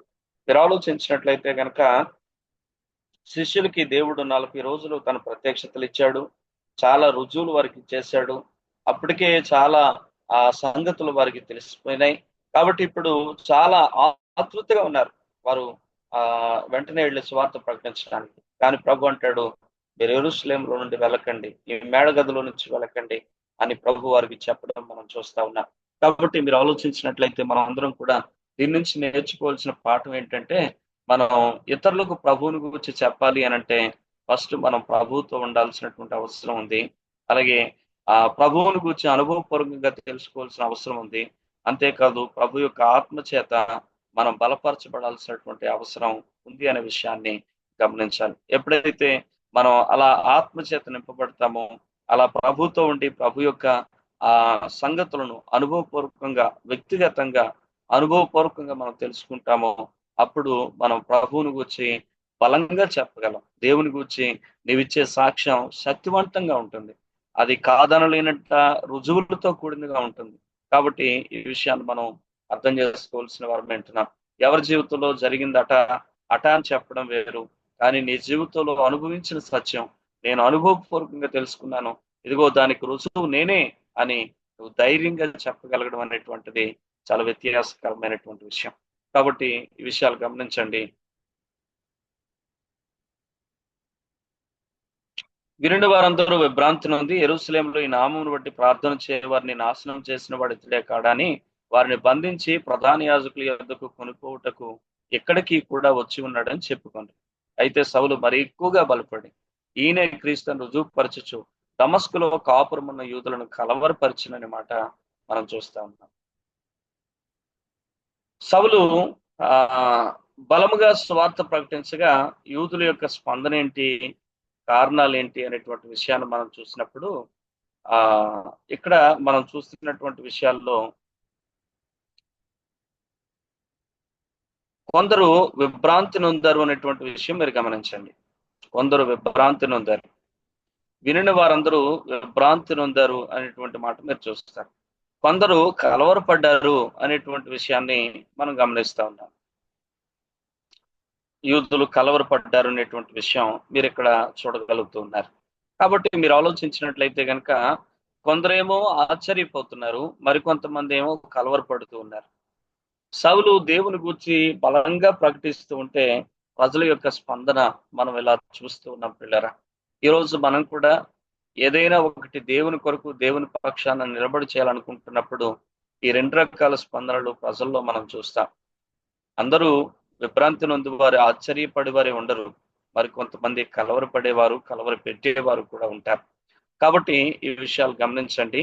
ఇది ఇప్పుడే కాదు, అప్పటి నుంచి కూడా ఉన్నటువంటి సత్యమేన అన్న విషయం మనం జ్ఞాపకం చేసుకోవాల్సిన వారమే ఉంటున్నాం. అసలు ఇంతకీ ఎందుకు వాళ్ళు ఆశ్చర్యపడుతున్నారు, మరికొంతమంది ఎందుకు కలవరపడుతున్నారు అనేటువంటి విషయాన్ని మనం జ్ఞాపకం చేసుకున్నట్లయితే, మరి అప్పుడు సౌలు ఎలా ఉన్నాడు, ఇప్పుడు సౌలు ఏం చేస్తున్నాడు అనే దాన్ని మనం ఒక్కసారి చూసినప్పుడు వాళ్ళ యొక్క ఆశ్చర్యానికి, వాళ్ళ యొక్క కలవరానికి కారణాలు ఏంటో మనకు అర్థమవుతాయి.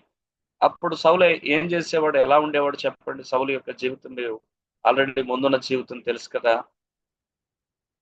అప్పుడు ఎలా ఉండేవాడు? దేవుని ప్రజలు దేవుని బిడ్డల్ని హింసించేవాడు. ఇప్పుడు అనేకులకు కూడా దేవుని సువార్త ప్రకటిస్తూ అనేకులు. ఇంకా అప్పుడు ఎలా ఉండేవాడు? దుర్మార్గుడు, ఇతరులని దూషిస్తూ హింసిస్తూ ఉండేవాడు. ఇప్పుడు అనేకులను కూడా దేవుని ప్రకృతి.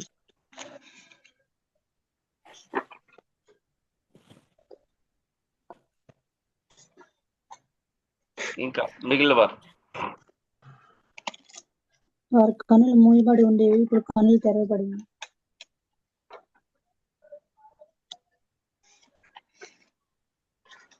సువార్త ప్రకటించే వారిని కూడా రాళ్లతో కొట్టి చంపేసేవారని.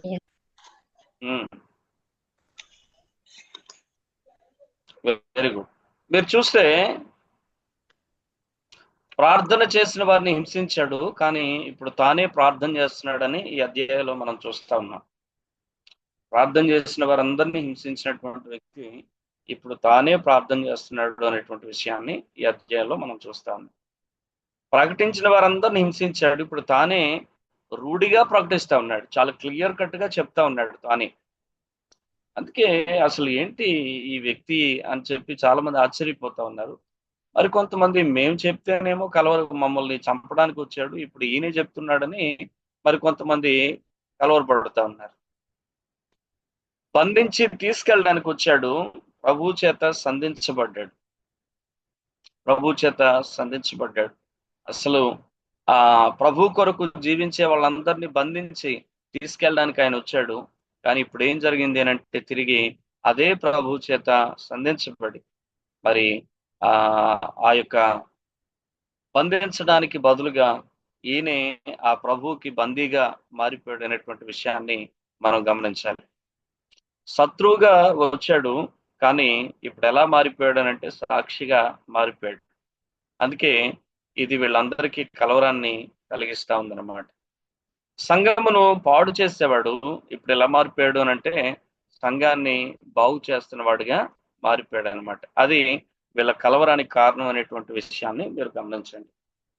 ఎందుకు కొంతమంది విభ్రాంతి పడుతున్నారు, ఎందుకు కొంతమంది కలవరపడుతున్నారు అని అంటే కారణాలు ఇవి. అప్పుడేమో ప్రార్థన చేసిన వారిని హింసించాడు, ఇప్పుడు తానే ప్రార్థన చేస్తున్నాడు. అప్పుడు ప్రకటించే వారిని అందరినీ కూడా చంపాడు, బంధించాడు. ఇప్పుడు తానే చాలా స్పష్టంగా అనేక రుజువులు చూపించి మరి యేసే క్రీస్తు అని రుజువుపరుస్తూ ప్రకటిస్తా ఉన్నాడు. మరి వాస్తవానికి ఆయన దమస్కుకి ఎందుకు వచ్చాడు అనంటే ఈ ప్రార్థన చేసే వాళ్ళందరినీ బంధించి తీసుకెళ్ళడానికి వచ్చాడు.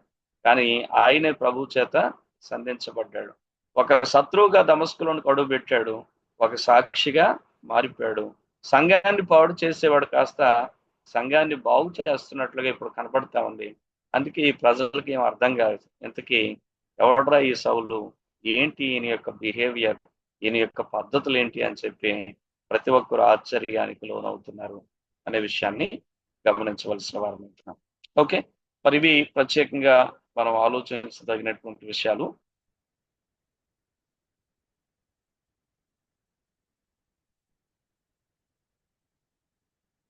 అనేక దినములు గతించిన పిమ్మట ఈ యూదులు అతన్ని చంపనాలోచింపగా వారి ఆలోచన సభలకు తెలియవచ్చాను. వారు అతన్ని చంపవలనని రాత్రింబవళ్ళు ద్వారముల యొద్ద కాచుకొనిచుండ్రి. కనుక అతని శిష్యులు రాత్రి వేళ అతన్ని తీసుకుని పోయి గంపలో ఉంచి గోడగుండా అతనిని క్రిందకు దింపిరి అనే విషయాన్ని గమనించాలి. తనని చంపాలనుకున్న వారిని సౌలు ఏం చేశాడు? కారణం ఏంటి?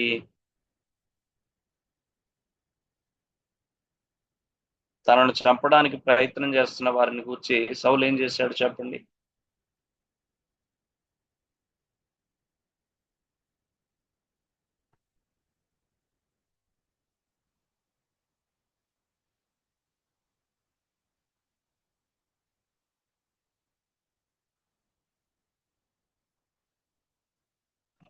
తనను చంపడానికి ప్రయత్నం చేస్తున్న వారిని సౌలు ఏమీ చేయలేదు. ఆయన దాగి అక్కడి నుంచి వెళ్ళిపోవడానికి ప్రయత్నం చేస్తా ఉన్నాడు. మీరు ఆలోచించినట్లయితే కనుక ఆయన ఒక సింహంలాగా గర్జిస్తూ దమస్కు మార్గంలో పయనించి వచ్చాడు. కానీ ఇప్పుడు దమస్కు నుంచి తను బయటకు వెళ్తున్నప్పుడు ఎలా వెళ్ళిపోతున్నాడు అని అంటే, ఒక గొర్రె పిల్లలాగా, ఒక సాధులాగా ఆయన ఆ చిన్న గంపలో పెట్టి గోడ మీద నుంచి ఆయన రహస్యంగా దింపితే అక్కడి నుంచి వెళ్ళిపోవడం అనేది మనం చాలా స్పష్టంగా చూస్తూ ఉంటున్నాం. ప్రారంభంలో ఇది సౌలు ఆడుతున్న నాటకం అనుకున్నారు, కానీ సౌలు మరీ ఎక్కువగా ప్రకటిస్తున్నాడు. ఇది ఎందుకని చాలా మంది కలవరపడ్డారు, ఆశ్చర్యపోయారు అని అంటే, వాళ్ళందరూ కూడా ఒక విధంగా సౌలు ఏదో కొత్త నాటకం ఆడుతున్నాడు, ఎలాగూ మరి తనను నమ్మి తన దగ్గరకు వచ్చినటువంటి వారందరినీ ఒక్కసారే పట్టుకొని యెరూషలేం బంధించి తీసుకెళ్ళిపోవడానికి ఈయన ఏదో నాటకం ఆడుతున్నాడు, క్రైస్తవులందరినీ బయటికి రప్పించడానికి, శిష్యులందరినీ బయటికి తీసుకురావడానికి ఈయన ఏదో కొత్త నాటకం ఆడుతున్నాడని చాలా మంది అనుకున్నారు. కానీ మరి రోజు రోజుకి సౌలు మరీ ఎక్కువగా, మరీ తీవ్రంగా, మరీ రూఢిగా మరి యేసు క్రీస్తుని ప్రకటించడంతో చాలా మంది యూదులకు చాలా కోపం రావడం మనం చూస్తా ఉన్నాం. కారణం సౌలు మారిపోయాడు. ఇప్పుడు పాత సౌలు కాదు, పాత సౌలు చచ్చిపోయి ఆ ప్లేస్ లో ఒక కొత్త వ్యక్తి తనలో కనబడుతున్నాడు. అతని శిష్యుల సహాయంతో గంపలో ఉండి ఓడ దిగడం తను ఇప్పుడు అవమానంగా ఎంచుకోలేదు. మీరు ఆలోచించినట్లయితే ఆయన వచ్చినప్పుడు ఎంత రాయల్ గా వచ్చాడు, చక్కగా అధికార పత్రాలు తన చేతుల్లో ఉన్నాయి, అధికార హోదాతో ఒక గుర్రం మీద ఆయన ఎంత సింహంలా ప్రయాణిస్తూ వచ్చాడు, గర్జిస్తూ వచ్చాడు. కానీ ఇప్పుడు ఒక గంపలో నుండి కిందకి గోడ దిగి రహస్యంగా ఆయన వెళ్ళడం ఆయన ఏమాత్రం అవమానమని తను ఎంచుకోలేదనేటువంటి విషయాన్ని మనం గమనించవలసిన వారం ఏంటున్నాం. అతని శిష్యులు అనేటువంటి మాట మనం చూసినప్పుడు, రాత్రి వేళ అతని శిష్యులు అతనిని తీసుకుని పోయి గంపలో ఉంచి గోడగుండా అతని కిందకి దింపారని మనం చదువుతున్నాం. అతని శిష్యులు అనే పదాన్ని మనం చూసినప్పుడు సౌలు ప్రారంభం నుండి శిష్యులను సిద్ధపరచు పరిచర్య కలిగి ఉన్నాడని మనకు అర్థమవుతుంది.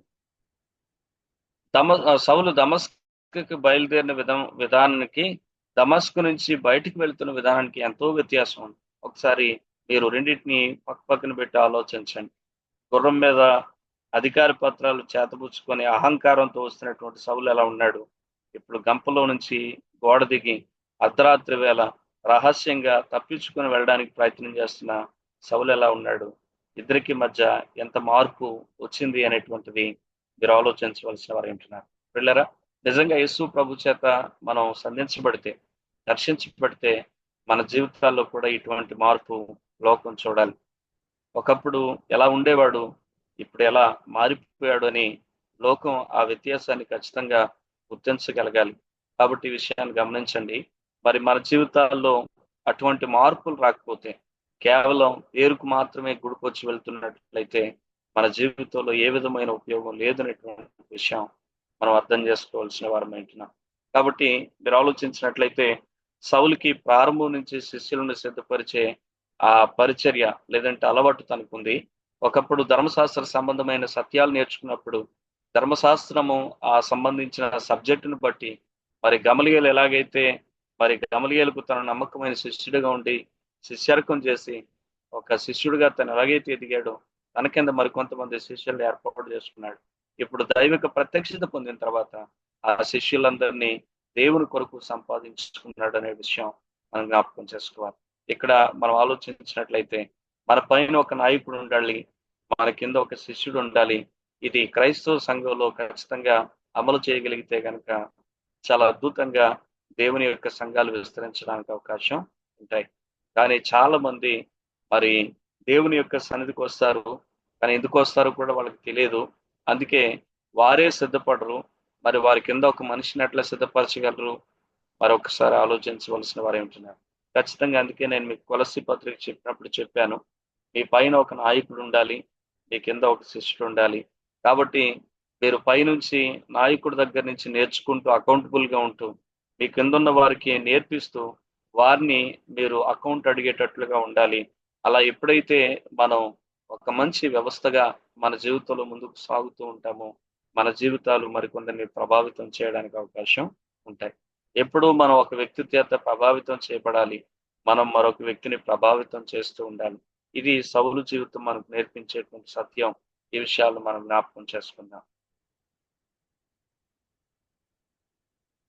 ఎలా వచ్చాడు? అధికారంతో వచ్చాడు. ఎలా వెళుతున్నాడు అని అంటే ఒక రహస్యంగా గంపలో నుంచి దిగి వెళ్ళిపోతా ఉన్నాడు. ఈ రెండింటిని కొంచెం ఇమాజినేషన్ చేస్తూ ఆలోచించండి. ప్రభు దగ్గరికి రాకముందు నీ జీవితం ఎలా ఉంది? వచ్చినాక నీ జీవితంలో ఏదైనా మార్పు వచ్చిందా? ఒకసారి ఆలోచించవలసిన అవసరత. సౌలు ప్రభువును చూడడం గొప్ప విషయం కాదట. ఇక్కడ మీరు ఆలోచన చేస్తే ప్రభువును తనలో చూపించడం అనేటువంటిది గొప్ప విషయం అంట. చాలాసార్లు నేను ప్రభువుని చూశానండి, నేను దేవుని యొక్క దర్శనం చూశానండి అని చాలా మంది అతిశయంగా చెప్పుకుంటూ ఉంటారు. స్వయంగా యేసు ప్రభువుని చూశానని చెప్పేవాళ్ళు కొందరు, దేవదూతను చూశానని చెప్పేవాళ్ళు కొందరు. అఫ్ కోర్స్ మంచిదే, సంతోషం. అయితే ఇక్కడ మీరు ఆలోచించాల్సిన విషయం ఏంటంటే సౌలు ప్రభువును చూడడం గొప్ప సంగతి కాదు. సౌలు తన జీవితంలో ప్రభువును చూపించడం గొప్ప సంగతి. ఈరోజు దేవుడు ఏం కోరుకుంటున్నాడు అని అంటే మనందరం ఆయన్ని చూడాలని, సౌలు దర్శనం పొందినట్లుగా దేవా నన్ను దర్శించండి అని అడగడం కాదు మనం నేర్చుకోవాల్సింది. మనం నేర్చుకోవాల్సింది ఏంటి అని అంటే సౌలు ఎలా అయితే ప్రభువును తన జీవితంలో చూపించాడో ఈరోజు ప్రభా నేను కూడా అనేకులు ఎదుట నిన్ను నా జీవితంలో నుంచి చూపించే ఆ కృప నాకు ఇవ్వండి అని మనం అడగాల్సినటువంటి అవసరం ఉంది పిల్లరా. వాళ్ళు చూసిన వారు మనలో ప్రభువును చూడాలి. ఇది చాలా అద్భుతమైనటువంటి విషయం. ఏమంటే స్టెఫను తన జీవితంలో ప్రభువును చూపించాడు. ప్రభు శిలువ మీద ఏ ప్రార్థన చేశాడు, తను రాళ్లతో కట్టబడుతున్నప్పుడు, మరణం తన ముందున్నప్పుడు అదే ప్రార్థన చేసి ప్రభువును చాలా స్పష్టంగా చూపించాడు. ఈరోజు మనం కూడా ఆలోచించినట్లయితే సౌలు కూడా తన జీవితంలో మరి ప్రభువును చూశాడన్న అతిశయం కంటే ప్రభువును తన జీవితంలో చూపించడం కోసం ఎంతో పరితపించేవాడు అనేటువంటి విషయం మనం చాలా స్పష్టంగా గమనించవలసిన వారం ఏంటున్నాం. అలాగే ఈరోజు మనం కూడా మన జీవితంలో నుంచి ప్రభువును చూపించగలిగితే ప్రభు ఎంతో ఆనందిస్తాడు అనేటువంటి విషయం మనం జ్ఞాపకం చేసుకోవాల్సిన వారం ఏంటున్నాం పిల్లరా. ఇక మనం చూడదగినటువంటి మరికొన్ని విషయాలు. అతడు యెరూషలేములోకి వచ్చాడు. ఇప్పుడు గంప ద్వారా దింపేసి దమస్కు పట్టణం దాటించారు. దమస్కు దాటిన తర్వాత అతడు యెరూషలేములోకి వచ్చాడు. శిష్యులతో కలుసుకోవడానికి ప్రయత్నం చేశాడు. కానీ అతడు శిష్యుడని ఎవ్వరూ అతన్ని నమ్మలేదు, భయపడ్డారు. అయితే బర్నబా అతన్ని దగ్గరికి తీసుకున్నాడు. అపోస్తలుల యొద్దకు తోడుకొని వచ్చాడు. అతడు త్రోవలో ప్రభువును చూశాడని, ప్రభు అతనితో మాట్లాడాడని, అతడు దమస్కులో యేసునామమును బట్టి ధైర్యంగా బోధించాడని వారికి చాలా వివరంగా తెలియపరిచాడు బర్నబా. అతడు యెరూషలేములో వారితో కూడా వచ్చుచూ పోవచ్చు, ప్రభు నామమును బట్టి ధైర్యంగా బోధించచ్చు, గ్రీకు భాషను మాట్లాడే యూదులతో మాట్లాడుచు తర్కించుచూ ఉండెను. వారు అతన్ని చంప ప్రయత్నం చేశారు, కానీ సహోదరులు దీన్ని తెలుసుకొని అతనిని కైసరైకు తోడుకుని వచ్చి తార్సుకు పంపివేశారు. కావున యోదయ, గలిలయ, సమరయ దేశంలో ఎంతటా సంఘం క్షేమాభివృద్ధి నొందుచు సమాధానము కలిగి ఉండెను.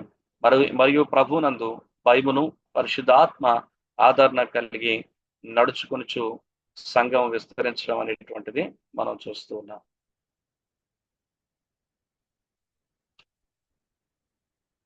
సౌలు పరిస్థితి ఏమిటి? బర్నబా ఏం చేశాడు?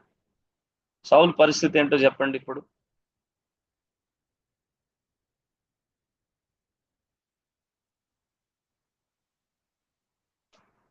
సౌలుకి సౌలుకి మారు మనసు వచ్చిందండి. మారు మనసు వచ్చిన తర్వాత అంత మొత్తం మారిపోయాడు. ఆ జీవితమే మారిపోయింది. ప్రవర్తన, ఆలోచన, ఉద్దేశం మారిపోయి దేవుని కోసం తన జీవితమే అర్పించేశాడు. మరి ఇంకేం లేదు ఆయనకి.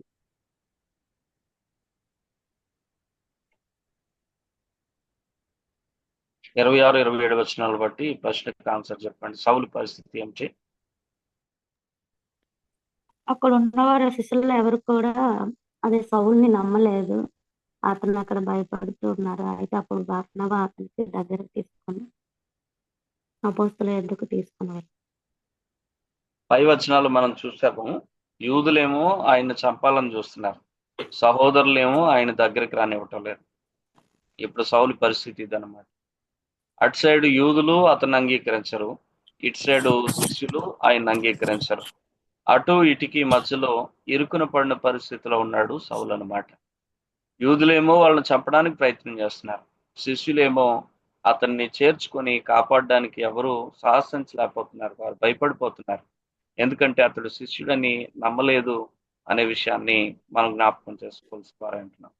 కాబట్టి ఒకవైపు శిష్యులు నమ్మలేదు, మరోవైపు యూదులు చంపాలని ప్రయత్నం చేస్తున్నారు. కాబట్టి అటువైపున్న యూదులకు శత్రువుగా మారిపోయాడు, ఇటువైపున్న శిష్యుల యొక్క మరి సహాయం పొందడానికి మరి నిరాకరించబడుతున్న పరిస్థితిలో మరి ఆయన ఉంటున్నాడు. ఇలాంటి ఇరుకును పడిన పరిస్థితిలో సౌలు ఉన్నాడని మన ఈ వచనాలు బట్టి మనకు అర్థమవుతా ఉంది. సౌలును యూదులు చంపడానికి ప్రయత్నం చేస్తున్నారు. 24 వచనం అదేగా చెప్పింది. అందుకనే కదా మరి అతని యొక్క శిష్యులు ఆయన గంపలో పెట్టి అర్ధరాత్రి వేళ మరి పంపాల్సి వచ్చింది. అనుదినము కూడా ద్వారబంధాల దగ్గర కత్తులు పట్టుకొని కాస్తా ఉన్నారు, ఎక్కడ సౌలు వస్తే ఆయన చంపుదామని. కాబట్టి యూదులు చంపడానికి ప్రయత్నం చేస్తున్నారు. ఎందుకంటే ఎంతవరకు యేసును వెంబడించిన వారిని వ్యతిరేకించిన ఈయన ఇప్పుడు యేసే క్రీస్తుని రూఢుగా ప్రకటిస్తూ ఉంటే మరి ఇక ఈయనకి ఎదురెళ్ళి జవాబు చెప్పలేరు.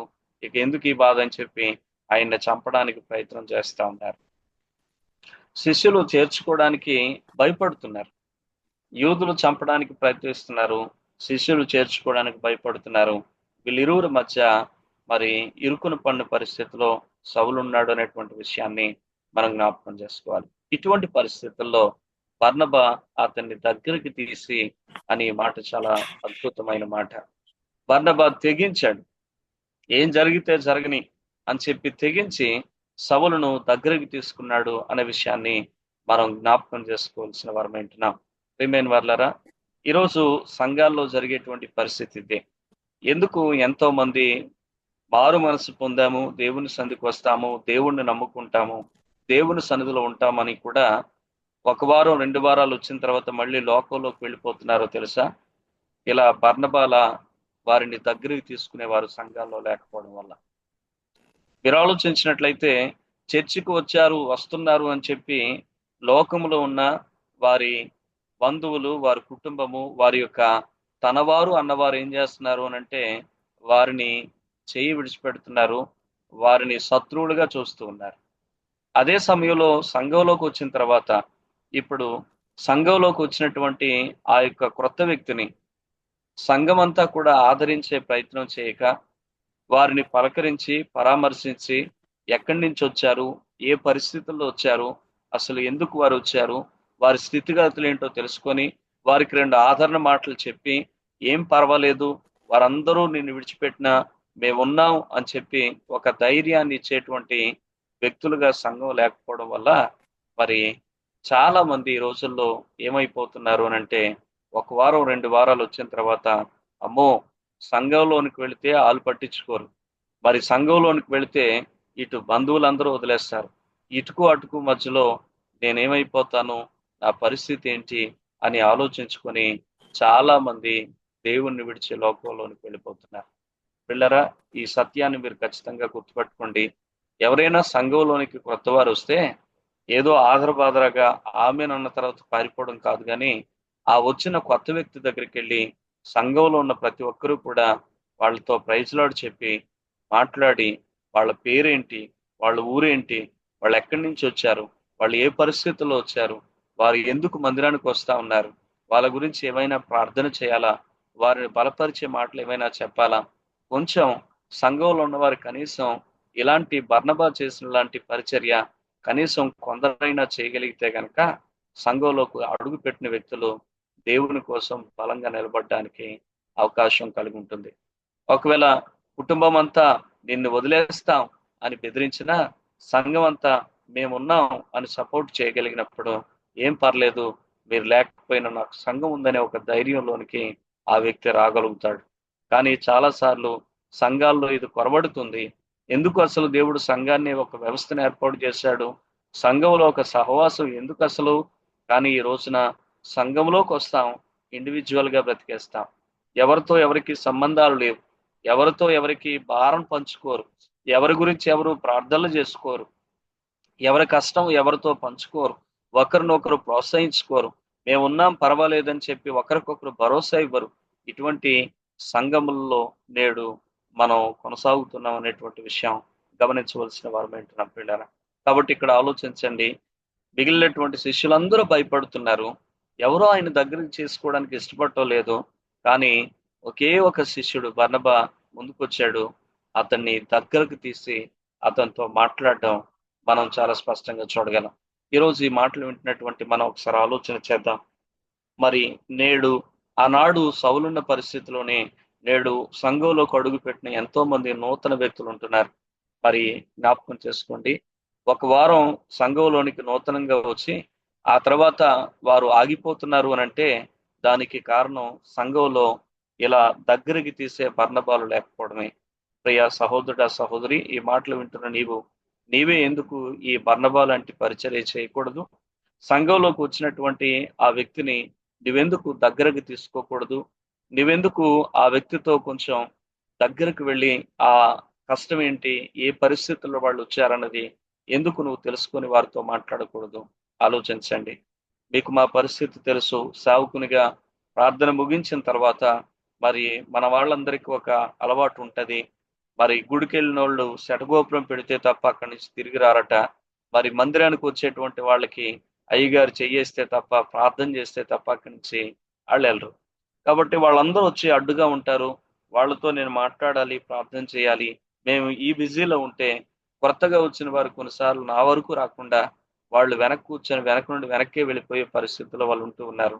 అటువంటి సందర్భాల్లో బర్నబా లాగా ఎవరు ఈ వారం కొత్తగా వచ్చారో ఆ వ్యక్తి దగ్గరికి చేరుకొని ఆ వ్యక్తితో మాట్లాడి ఆ వ్యక్తిని మరి పలకరించి పరామర్శించి ఆ వ్యక్తితో మీరు కొంచెం మరి మాట్లాడగలిగితే గనక, పరిచయం చేసుకోగలిగితే గనక, ఆ వ్యక్తిని ప్రోత్సహించగలిగితే గనక, ఆడపిల్లల్ని మగవారిని ఇలా ప్రోత్సహించగలిగితే అప్పుడు ఖచ్చితంగా ఈ వారం వచ్చిన వ్యక్తి వీలైతే ఆయన ఫోన్ నెంబర్ తీసుకొని ఆయనతో మాట్లాడి, ఇదిగో వచ్చే వారం కూడా రండి అని చెప్పి మళ్ళీ మీ గురించి మేము ప్రార్థన చేస్తామని చెప్పి వీలైతే కొంతసేపు మాటల్లో పెట్టి మాట్లాడిన తర్వాత మరి ఈలోగా అందరూ వెళ్ళిపోయిన తర్వాత నా దగ్గరికి తీసుకొచ్చి నాతో కూడా మాట్లాడించగలిగితే కనుక బాగుంటది.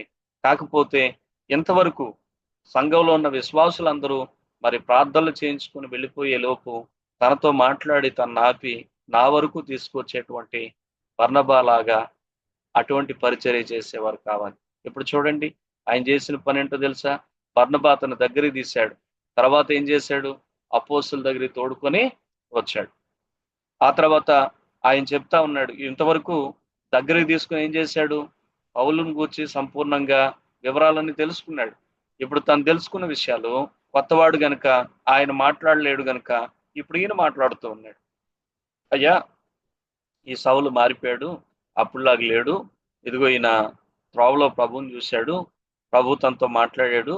ఈయన ఇప్పటి వరకు కూడా దమస్కులో దేవుని గురించి ధైర్యంగా బోధించాడు అని వారికి ఈ విషయాలన్నీ చాలా వివరంగా తెలియపరిచాడు.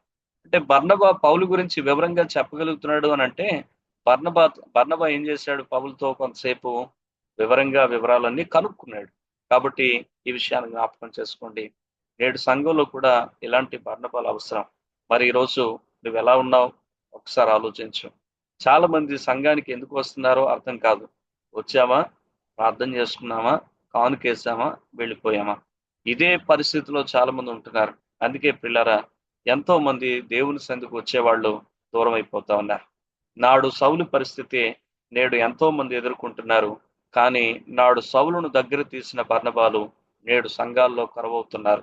మరి ఈరోజు ఆ పరిచర్య నువ్వెందుకు చేయకూడదన్నది దేవుడు నిన్ను ప్రశ్నిస్తున్న ప్రశ్న. ఒకసారి ఆలోచించాలని మనం చేస్తా ఉన్నాం. కాబట్టి జ్ఞాపకం చేసుకుందాం. సౌలు యూదులను చంపడానికి ప్రయత్నం చేస్తా ఉంటే, మరి సౌలును యూదులు చంపడానికి ప్రయత్నం చేస్తా ఉంటే సుశీలేమో చేర్చుకోవడానికి భయపడుతున్నారు. ఎవరు దగ్గరికి తీసుకోరు, ఎవరు అతనితో మాట్లాడరు, ఎవరు ఆయన బాధ ఏంటో తెలుసుకోవడానికి ప్రయత్నం చేయరు, ఎవరితో కూడా సౌలు తన మనసులో ఉన్న బాధను పంచుకునే అవకాశం ఇవ్వరు. కాబట్టి అటువంటి పరిస్థితుల్లో సౌలు నేనెందుకు మారానా అనే ఆలోచనకు తనకు రాకుండా ఉండడానికి ఒక్క బర్నబా తెగించాడు, సౌలు దగ్గరికి వెళ్ళాడు. వెళ్ళారా? ఒక విధంగా మీరు ఆలోచిస్తే సౌలు ఒక దోషకుడు, హింసకుడు. అలాంటి వాడి గురించి ఒకవేళ వారు అలా ఆలోచించారంటే దానికి ఒక అర్థం ఉంది. కానీ ఈరోజు సంఘానికి వస్తున్నటువంటి ఒక వ్యక్తి, ఒక సామాన్యుడు, అటువంటి వ్యక్తి గురించి ఈరోజు మనం ఎంతమంది ఆలోచిస్తున్నాం? ఆలోచించవలసిన వారు ఉంటున్నారు. మీకు జ్ఞాపకం ఉందో లేదో, పాలవలసలో ఒకరోజు ఒక ఆమె వచ్చింది, ఆకనపురం నుంచే వచ్చింది, గొల్లల కుటుంబం నుంచి ఆమె వచ్చింది. వాళ్ళ అత్తగారిని బట్టి ఆమె ప్రభువుని తెలుసుకుంది. అయితే విషయం ఏంటి అని అంటే, ఆమె ప్రభు కోసం బ్రతకాలని ఆశపడుతూ ఉంటే వారి కులమంతా కూడా ఆమెను గాయపరుస్తూ ఉన్నారు. ఎంతో వేదన, ఎంతో దుఃఖం. ఒకరోజు దేవుని సందుకు వచ్చి ఆమె దేవుని మాటలు విన్న తర్వాత ఎంతగానో ఏడుస్తూ ఉంది, ఎంతగానో బాధపడతా ఉంది, ఎంతగానో దుఃఖపడతా ఉంది. కానీ ఎంతమంది ఆరాధన అయిన తర్వాత, అమ్మా ఎందుకు అంతలాగా ఏడ్చావు, ఎందుకు అంతలా బాధపడుతున్నావు అని ఎంతమంది ఆమెతో మాట్లాడారు? మీరు ఆలోచించండి. ఒకవేళ మీరు మాట్లాడి ఉంటే కనుక ఆ వ్యక్తికి మీరు ఒకవేళ కొంచెంసేపు ఆదరణ మాటలు చెప్పగలిగితే కనుక, ఇదిగో మీ కమ్యూనిటీ నుండి కూడా అనేకులు ఉన్నారు ప్రభువుని వెంబడిస్తున్న వారిని, మన యొక్క సంఘంలో ఉన్నారు ఆల్రెడీ, వారిని చూపించగలిగితే ఆమెకి ఎంతో ధైర్యం వచ్చేది, ఎంతో ఆదరణ కలిగేది. అప్పుడు ప్రతి వారం దేవుని సంధికి రావడానికి అవకాశం ఉండేది. కానీ గమనించండి, ఈరోజు అలాంటి పరిచర్య చేసేవారు సంఘంలో కావాలి. ఎంతసేపు నేను నాకు అవకాశం ఇస్తే వేదిక మీద కనబడే పరిచర్య చేస్తాననుకోవడమే కాదు. పిల్లల జ్ఞాపకం చేస్తున్నాను, వేదిక మీద కనబడే పరిచర్య అందరూ చేస్తారు. వేదిక మీద కనబడని పరిచర్య, ఒక వ్యక్తిని వేదిక ముందుకు తీసుకొచ్చే పరిచర్య, బర్నబా లాంటి పరిచర్య ఈరోజు సంఘానికి చాలా అవసరం అనే విషయం మీరు జ్ఞాపకం చేసుకోవాలని మనం చేస్తా ఉన్నాం. మీరు ఆలోచించినట్లయితే కనుక పేతురు పెద్ద అయిన యాకోబు యొద్దకు తీసుకొని వచ్చాడు, వారికి పరిచయం చేశాడని గల్తీ పత్రిక 1:18-20 మనకు చెప్తున్నాయి. బర్నబా తెగించి సౌలును దగ్గరికి తీసుకొని వివరాలు, విషయాలన్నీ తెలుసుకున్న తర్వాత పెద్ద పేతురు దగ్గరికి, అలాగే పెద్ద అయినటువంటి యాకోబు దగ్గరికి ఆయన తీసుకొచ్చి పరిచయం చేశాడు. 14 రోజులు యెరూషలేములో ఉన్నాడు. అపోస్తుల్లో పేతురును మాత్రమే చూశాడని మనం చాలా స్పష్టంగా జ్ఞాపకం చేసుకోవాలి.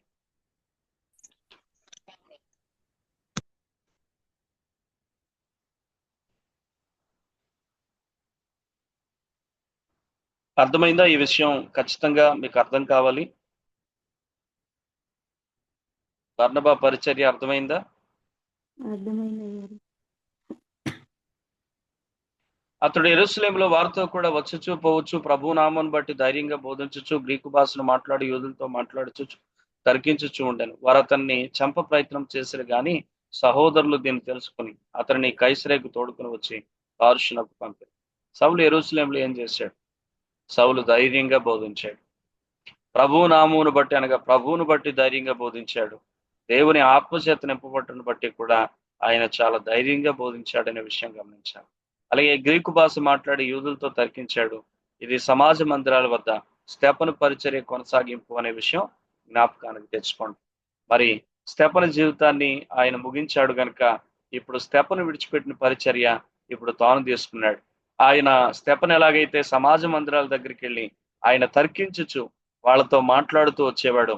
6:9-10 చదువుకోండి. ఇప్పుడు అదే పరిచర్య ఎవరు ప్రారంభించారు అని అంటే కనుక మరి సౌలు ప్రారంభించి ఆ స్టెఫను విడిచిపెట్టిన పరిచర్యను తాను కొనసాగించడానికి ఆయన ఇష్టపడుతున్నాడు అనే విషయం గమనించవలసిన వారు ఉంటున్నారు. తర్వాత సువార్త ప్రయాణాల్లో కూడా ఇదే విధానాన్ని ఉపయోగించడం అనేది మనం చూస్తూ ఉన్నాం. మనం సువార్త ప్రయాణాల గురించి స్టడీ చేసినప్పుడు మనం చూస్తాం. ఇక యూదులు ఆ చేతుల్లో నుంచి సహోదరుల ద్వారా దేవుడు తప్పించడం అనేటువంటిది మనం చాలా స్పష్టంగా మనం చూస్తూ ఉన్నాం. దేవుడు ఎన్నో సార్లు తను తప్పించాడు. మరి దమస్కులో యూదులు చంపడానికి ప్రయత్నం చేస్తూ ఉంటున్నప్పుడు మరి అక్కడున్న తన శిష్యుల ద్వారా తప్పించుకున్నాడు.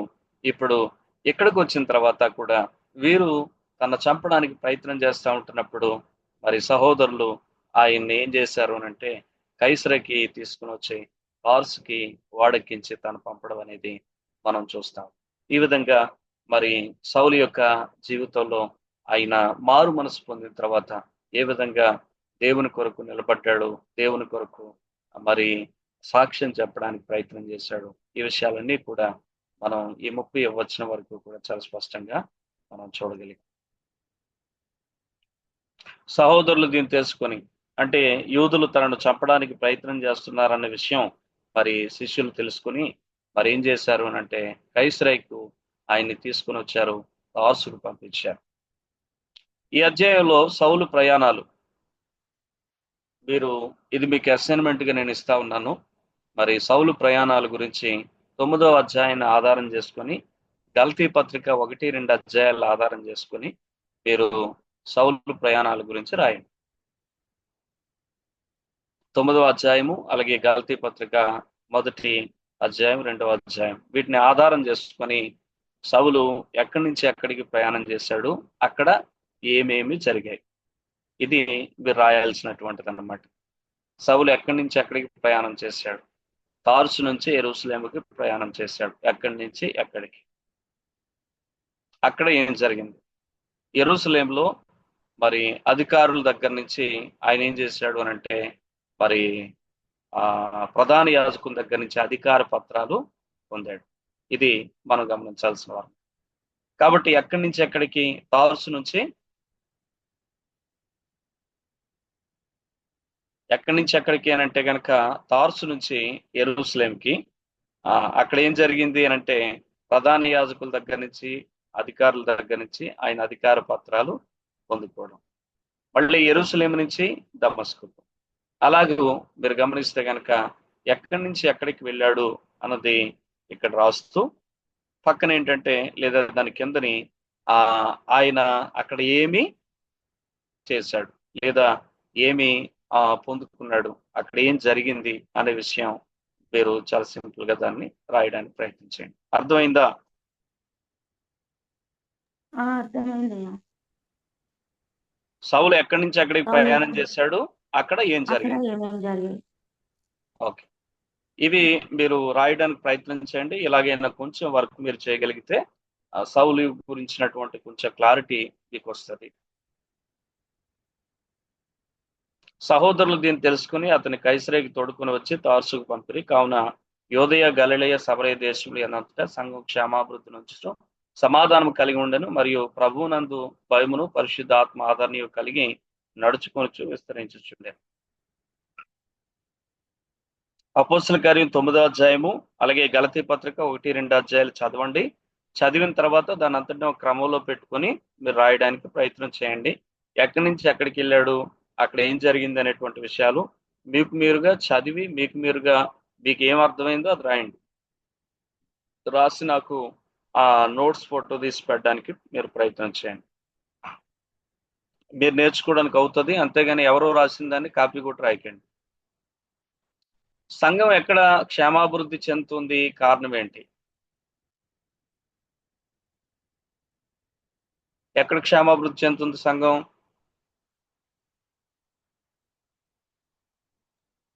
యూదయ గలిలయ సమరయ దేశంలో. యూదయ గలిలయ సమరయ దేశముల యందంతటా సంఘం క్షేమాభివృద్ధి చెందుతుంది.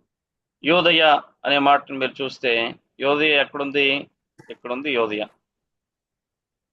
ఇది యోదయ. సమరయ అంటే ఇది సమరయ. గలిలయ అంటే ఇది గలిలయ. కాబట్టి సంఘము యోదయలోను అలాగే పైనున్న గలిలయలోను ఈ రెండింటికి మధ్యలో ఉన్న సమరయలో సంఘము క్షేమాభివృద్ధి చెందుచూ ఉంది అనేటువంటి విషయాన్ని మీరు గమనించవలసిన వారు ఉంటున్నారు. ఇక్కడ యూదయలో మనం చూస్తూ ఉన్నాం సంఘం, ఇంగ్లీష్ లో చర్చ్ అని అంటారు కనుక చర్చ్ సింబల్ పెట్టాను మీకు ఇక్కడ. గలిలయలో సంఘం, ఇక్కడ కూడా చర్చ్ సింబల్ పెట్టాను. అలాగే సమరయలో సంఘం. మీరు ఆలోచించినట్లయితే కనుక ఈ 3 రాష్ట్రాల్లో కూడా సంఘం ఏమవుతుంది అని అంటే కనుక క్షేమాభివృద్ధి చెందుతుంది అనే విషయాన్ని గమనించాలి.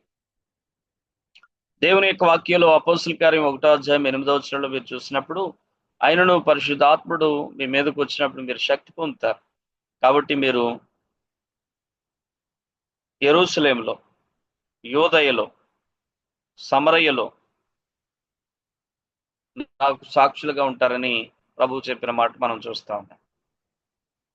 ఒక విధంగా చెప్పాలి అని అంటే ఈ యూదయకు సంబంధించిందే గలిలయ కూడా. ఇక్కడ కూడా యూదులే నివాసము చేస్తారు. దీన్ని అన్యజనులు నివసించు గలిలయ అని అంటారు. ఇదంతా ఇజ్రాయెల్ దేశం. ఇజ్రాయెల్ దేశంలో ఇదొక రాష్ట్రం, ఇదొక రాష్ట్రం, ఇదొక రాష్ట్రం. కాబట్టి మరి ఇలాగూ విభజించబడుతున్నటువంటి ఈ యొక్క ఇజ్రాయెల్ దేశంలో మొత్తం అంతా కూడా దేవుని యొక్క సువార్త విస్తరించింది. దేవుని యొక్క సువార్త విస్తరించి దేవుని యొక్క సువార్తను బట్టి సంఘాలు స్థాపించబడి సంఘాలు క్షేమాభివృద్ధి చెందడం అనేటువంటిది మనం చూస్తా ఉన్నాం. ఈ యొక్క సంఘాలన్నింటినీ కూడా మనం చూసినప్పుడు మీరు ఆలోచించినట్లయితే యూదయ, గలిలయ, సమరయ దేశములందంతటా సంఘము అని అన్నాడు. ఏంటట? సంఘము. సంఘము అంటే ఏకవచనమా బహువచనమా? ఏకవచనం. ఏకవచనం. అందుకే దీన్ని ఏమని అంటాము అని అంటే యూదయ సంఘము, గలిలయ సంఘము, సమరయ సంఘము. యూదయ సంఘాన్ని దీని స్థానిక సంఘం అంటాం, గలిలయ సంఘాన్ని దీని స్థానిక సంఘం అంటాం, సమరయలో ఉండే సంఘమును దీని స్థానిక సంఘం అని అంటాం. ఇది 1 కావచ్చు, 10 కావచ్చు, వాటిని స్థానిక సంఘాలుగా మనం పిలుస్తాం. అయితే ఈ స్థానిక సంఘాలన్నింటినీ కలిపితే దాన్ని కూడా సంఘం అనే పిలుస్తాం. ఆ సంఘం ఏ సంఘం అంటే సార్వత్రిక సంఘం. సార్వత్రిక సంఘం. కాబట్టి యూదయ, గలిలయ, సమరయ దేశములు అందంతటా ఏం కలిగింది అని అంటే కనుక సంఘమునకు క్షేమాభివృద్ధి కలిగింది అనే విషయం మనం గమనించాలి. అంటే ప్రతి స్థలములో ఉండే స్థానిక సంఘాలన్నీ కూడా క్షేమాభివృద్ధి చెందుతున్న కారణం చేత దేవుని యొక్క వాక్యంలో మనం చూస్తున్నాం ఇజ్రాయేల్ దేశం అందంతటా కూడా ఈ సార్వత్రిక సంఘం ఏదైతే ఉందో అది చాలా చక్కగా క్షేమాభివృద్ధి నొందొచ్చు, అది విస్తరించడం మనం చాలా స్పష్టంగా మనం చూస్తున్నాం. కేవలం ఇజ్రాయెల్ దేశంలో మాత్రమే కాదు, ఆ తర్వాత మరి సిరియాలోను అలాగే ఇతర ప్రాంతాల్లో కూడా సంఘం విస్తరించడం, దమస్కస్ ఇవన్నీ కూడా మనం చూస్తున్నాం. దమస్కు అనేది సిరియాకు సంబంధించినటువంటి ప్రదేశం అన్నమాట. కాబట్టి సమాధానం, క్షేమాభివృద్ధి మాత్రమే కాకుండా సంఘానికి ఏం కలిగింది అని అంటే కనుక సమాధానం కూడా కలిగింది. ఒకప్పుడు సంఘం చాలా భయంకరమైనటువంటి శ్రమల గుండా పయనించింది, హింసల గుండా పయనించింది, భయంకరమైనటువంటి వేదనల గుండా పయనించింది. అయితే ఇప్పుడు ఆ వేదనలకు, శ్రమలకు, హింసకు కారణమైన ఆ యొక్క సౌలు మారుమనసు పొందాడు కనుక ఇప్పుడు సౌలు మారుమనసు వలన సంఘానికి ఏం కలిగిందంటే సమాధానం అనేటువంటిది కలిగింది. అంతేకాదు మరి ప్రభువునందు భయము, పరిశుద్ధాత్మ యొక్క ఆదరణ వారు కలిగి ఏం చేస్తున్నారు అంటే దేవునితో నడుస్తూ సంఘం ఏమవుతుందంటే విస్తరిస్తూ అనే విషయాన్ని గమనించాలి. ఈరోజు మరి ఆలోచించినట్లయితే కనుక సంఘం విస్తరించాలి, సంఘం క్షేమాభివృద్ధి చెందాలి. అయితే ఆ సంఘం ఎట్లా క్షేమాభివృద్ధి చెందాలి అని అంటే కనుక ఆ క్షేమాభివృద్ధిలో సమాధానం ఉండాలి, ప్రభువులో ఉన్న భయం ఉండాలి, పరిశుద్ధాత్మ ఇచ్చే ఆదరణ ఉండాలి. ఇవి కలిగి నడుస్తూ విస్తరించినటువంటి అనుభవంలోనికి మరి సంఘం ఉండడం అనేది చాలా మంచి విషయం పిల్లలు. ఇప్పుడు సౌలు మారు మనసు వల్ల సంఘానికి క్షేమాభివృద్ధి, సమాధానం కలిగింది. అలాగే సార్వత్రిక సంఘం అంతటికీ కూడా మరి ఏం కలిగింది అని అంటే కనుక క్షేమాభివృద్ధి కలిగింది అనే విషయాన్ని మనం జ్ఞాపకం చేసుకోవాలి. అంతేకాదు మరి శత్రువుని గూర్చిన భయం అయితే పోయింది, కానీ దేవుని యొక్క భయం వారిలో కలిగింది అనేటువంటి విషయం మనం గమనించవలసిన వారమే. అయ్యారు ఒకసారి అది పెట్టరా.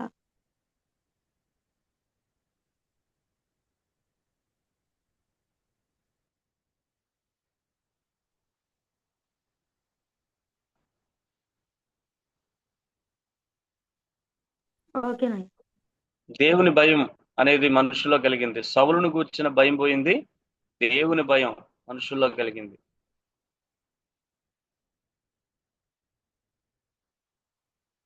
ఒక వ్యక్తి నిజంగా మారు మనసు పొందినప్పుడు కనిపించే సంకేతాలు, గుర్తులు ఏమిటి?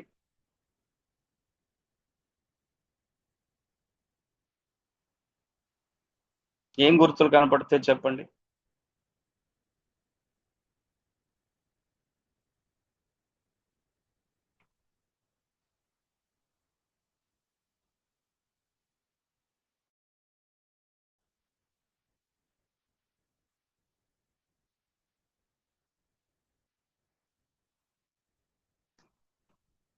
మొదటిగా వాళ్ళు చేసే జీవితంలో పాపాన్ని విడిచిపెట్టి దేవుని కొరకు పరిశుద్ధంగా బ్రతుకుతారు. ఇంకా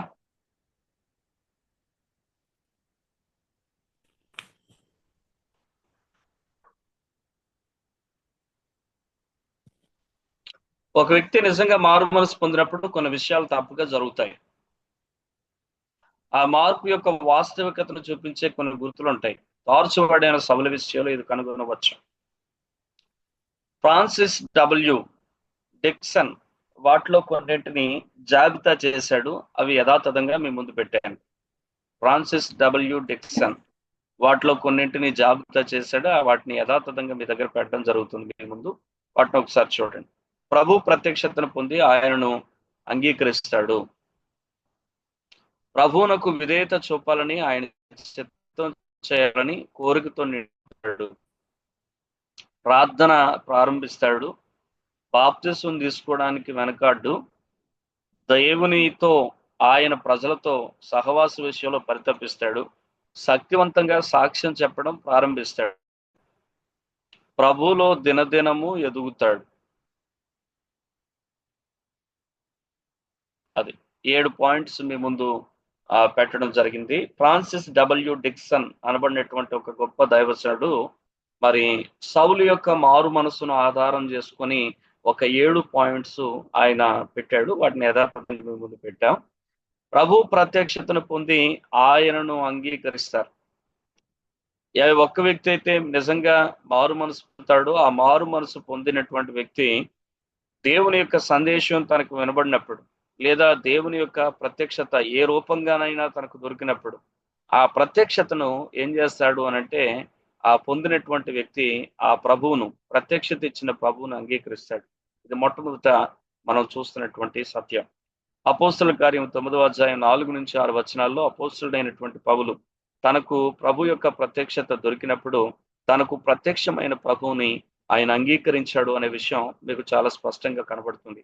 ఆ తర్వాత ప్రభువుకు విధేయత చూపాలని, ఆయన చిత్తం చేయాలని కోరికతో నిండిపోతాడు. మీరు అపోస్తుల కార్యం 9వ అధ్యాయం 6వ వచనంలో మీరు చూస్తారు విషయం. మరి ప్రభువా నన్ను ఏమి చేయమంటావు అని అడగడం మనం చాలా స్పష్టంగా చూస్తాం. అని అంటే అర్థం ఏమిటి? మీరు ఆలోచించినట్లయితే మీకు ఆల్రెడీ 9వ అధ్యాయాన్ని వివరించినప్పుడు 5-6 వచనాల మధ్య ఈ ప్రశ్న లోక గ్రంథస్థం చేయలేదని నేను మీకు చెప్పాను. కానీ వాస్తవానికి పౌలు ఆ ప్రశ్న అడిగాడు కాబట్టి దేవుడు నీవేం చేయాలో నేను నీకు చూపిస్తాను, కాబట్టి నువ్వు ముందు యోధా అని వాని ఇంటి దగ్గరికి వెళ్ళు, దమస్కులోకి వెళ్ళని చెప్పడం మనం చూస్తా ఉన్నాం. కాబట్టి మీరు ఆలోచించినట్లయితే కనుక ప్రభువుకు విధేయత చూపాలని, ఆయన చిత్తం చేయాలన్న కోరికతో నిజంగా ప్రభువును అంగీకరించినటువంటి వ్యక్తి నిండిపోతాడు. ఈరోజు ఆలోచించండి, దేవుడు మీ ముందు రివీల్ చేసిన ఆ కొద్దిపాటి సత్యానికి విధేయత చూపాలని, ఆయన చిత్తం జరిగించాలని కోరికతో నిండిన అనుభవం నీ జీవితంలో ఉందా, లేదా చల్లారిపోయిన పరిస్థితుల్లో రోజున ఉంటున్నావా? ఆలోచించవలసిన వారు. నిజంగా మారు మనసు పొందినటువంటి వ్యక్తి తన జీవితంలో ప్రార్థన ప్రారంభిస్తాడు. మరి మీరు ఆలోచించినట్లయితే అంతకు ముందు అన్నాడు కూడా సౌలు ప్రార్థన చేయడం మనకి ఎక్కడ గ్రంథస్థం చేయబడలేదు. కానీ 9వ అధ్యాయం 11వ వచనంలో మొట్టమొదట తన మారు మనసు తర్వాత ఆయన ప్రార్థన ప్రారంభించడం మనం చూస్తా ఉన్నాం. ప్రార్థన చేయడం మనం చాలా స్పష్టంగా చూస్తూ ఉన్నాం. అంతేకాదు మరి తను ప్రార్థన చేస్తుండగా ఇంకా దేవుని యొక్క ఆ కార్యాలను చాలా స్పష్టంగా దర్శన రూపకంగా చూడడం అనేది మనం చాలా స్పష్టంగా ఆ వచనాల్లో చూడగలుగుతూ ఉంటాం. ఆ తర్వాత మీరు ఆలోచించినట్లయితే మరి దేవుడు తన దగ్గరికి అననీయాను పంపించాడు. అననీయ ద్వారా తనకు కళ్ళు బాగు చేశాడు. అలాగే అననీయ ద్వారా తనకు ఇవ్వాల్సిన సందేశాన్ని ఇచ్చాడు. ఇప్పుడు అననీయ చెప్తున్నాడు, ఇక ఆలస్యం దానికి బాప్తిసం తీసుకోనంటే వెంటనే మరి తన బాప్తిసం తీసుకున్నాడు. వాయిదా వేయలేదు, ఎవరినో పర్మిషన్ తీసుకుంటాను అనలేదు, లేకపోతే ఇప్పుడే కదా ఆ ప్రభు గురించి నేను తెలుసుకుంటున్నాను, ఇంకొంచెం బాగా తెలుసుకున్న తర్వాత ఆలోచిస్తాను అనలేదు. వెంటనే ఆయన బాప్తిసం తీసుకోవడం అనేటువంటిది మనం చూస్తున్నాం.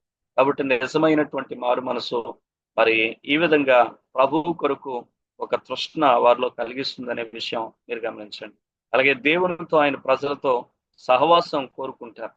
నిజంగా మారు మనసు పొందినవాడు సహవాసానికి చాలా ప్రాముఖ్యత ఇవ్వడం అనేది మనం చూస్తూ ఉంటాం. ఈ రోజుల్లో చాలా మందికి అసలు సహవాసం అంటే లెక్కే లేదు. అవసరమైతే ఖాళీగా బాతకనైనా కొడతారు తప్ప కానీ సహవాసం కొరకు పరితపించేటువంటి లక్షణం ఎంతమందిలో ఉంది? దయతో ఆలోచించండి. ఎన్నో ప్రయత్నాలు మేము చేస్తున్నాం మిమ్మల్ని సహవాసంగా కూడబెట్టడానికి.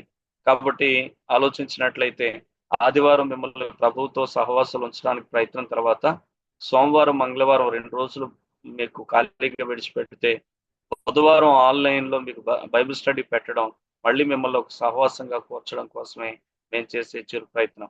ఆ తర్వాత మధ్యలో గురువారం ఒకరోజు గ్యాప్ వస్తుంది. మళ్ళీ శుక్రవారం పాలవలసిన ఉపవాస ప్రార్థన ద్వారా మిమ్మల్ని సహవాసంలో కూర్చడానికి మేము ప్రయత్నం చేస్తా ఉన్నాం. ఆ తర్వాత మధ్యలో ఒక్కరోజే గ్యాప్ ఉంటుంది.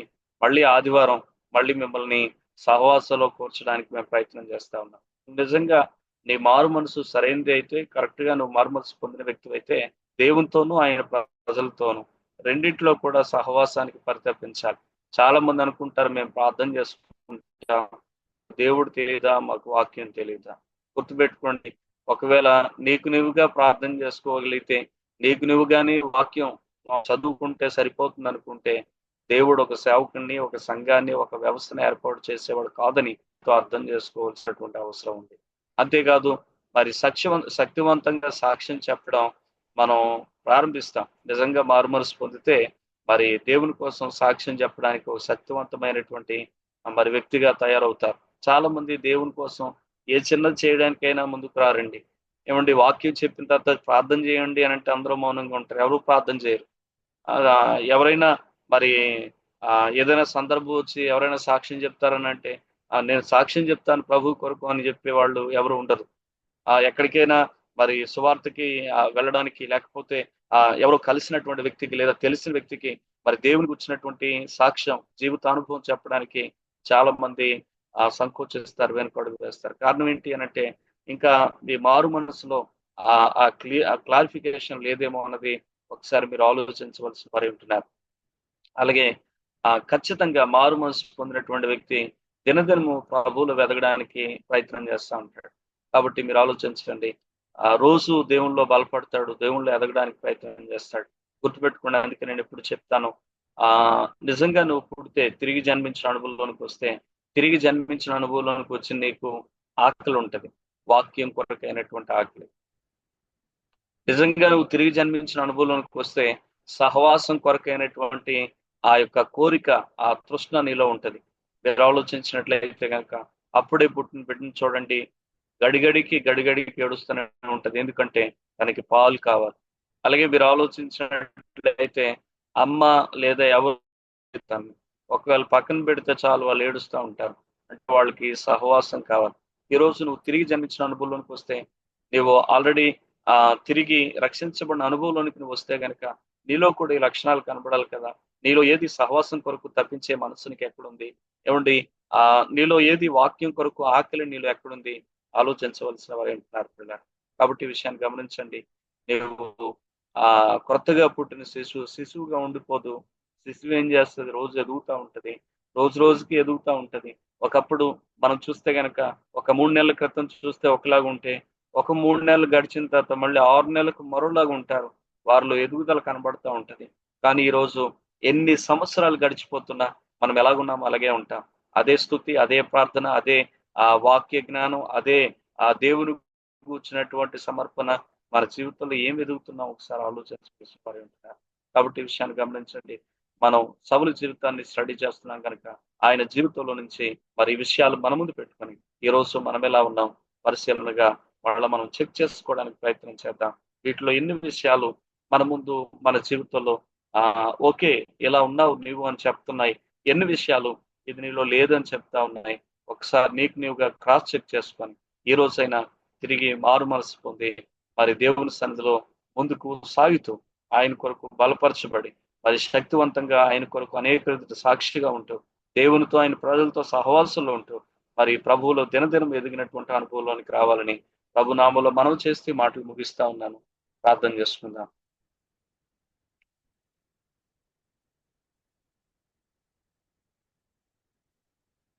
ఇంతవరకు విన్న విషయాల్లో మీకు ఏమైనా ప్రశ్నలు ఉంటే మాట్లాడవచ్చు, లేకపోయినట్లయితే మనం ప్రార్థన చేస్తాం.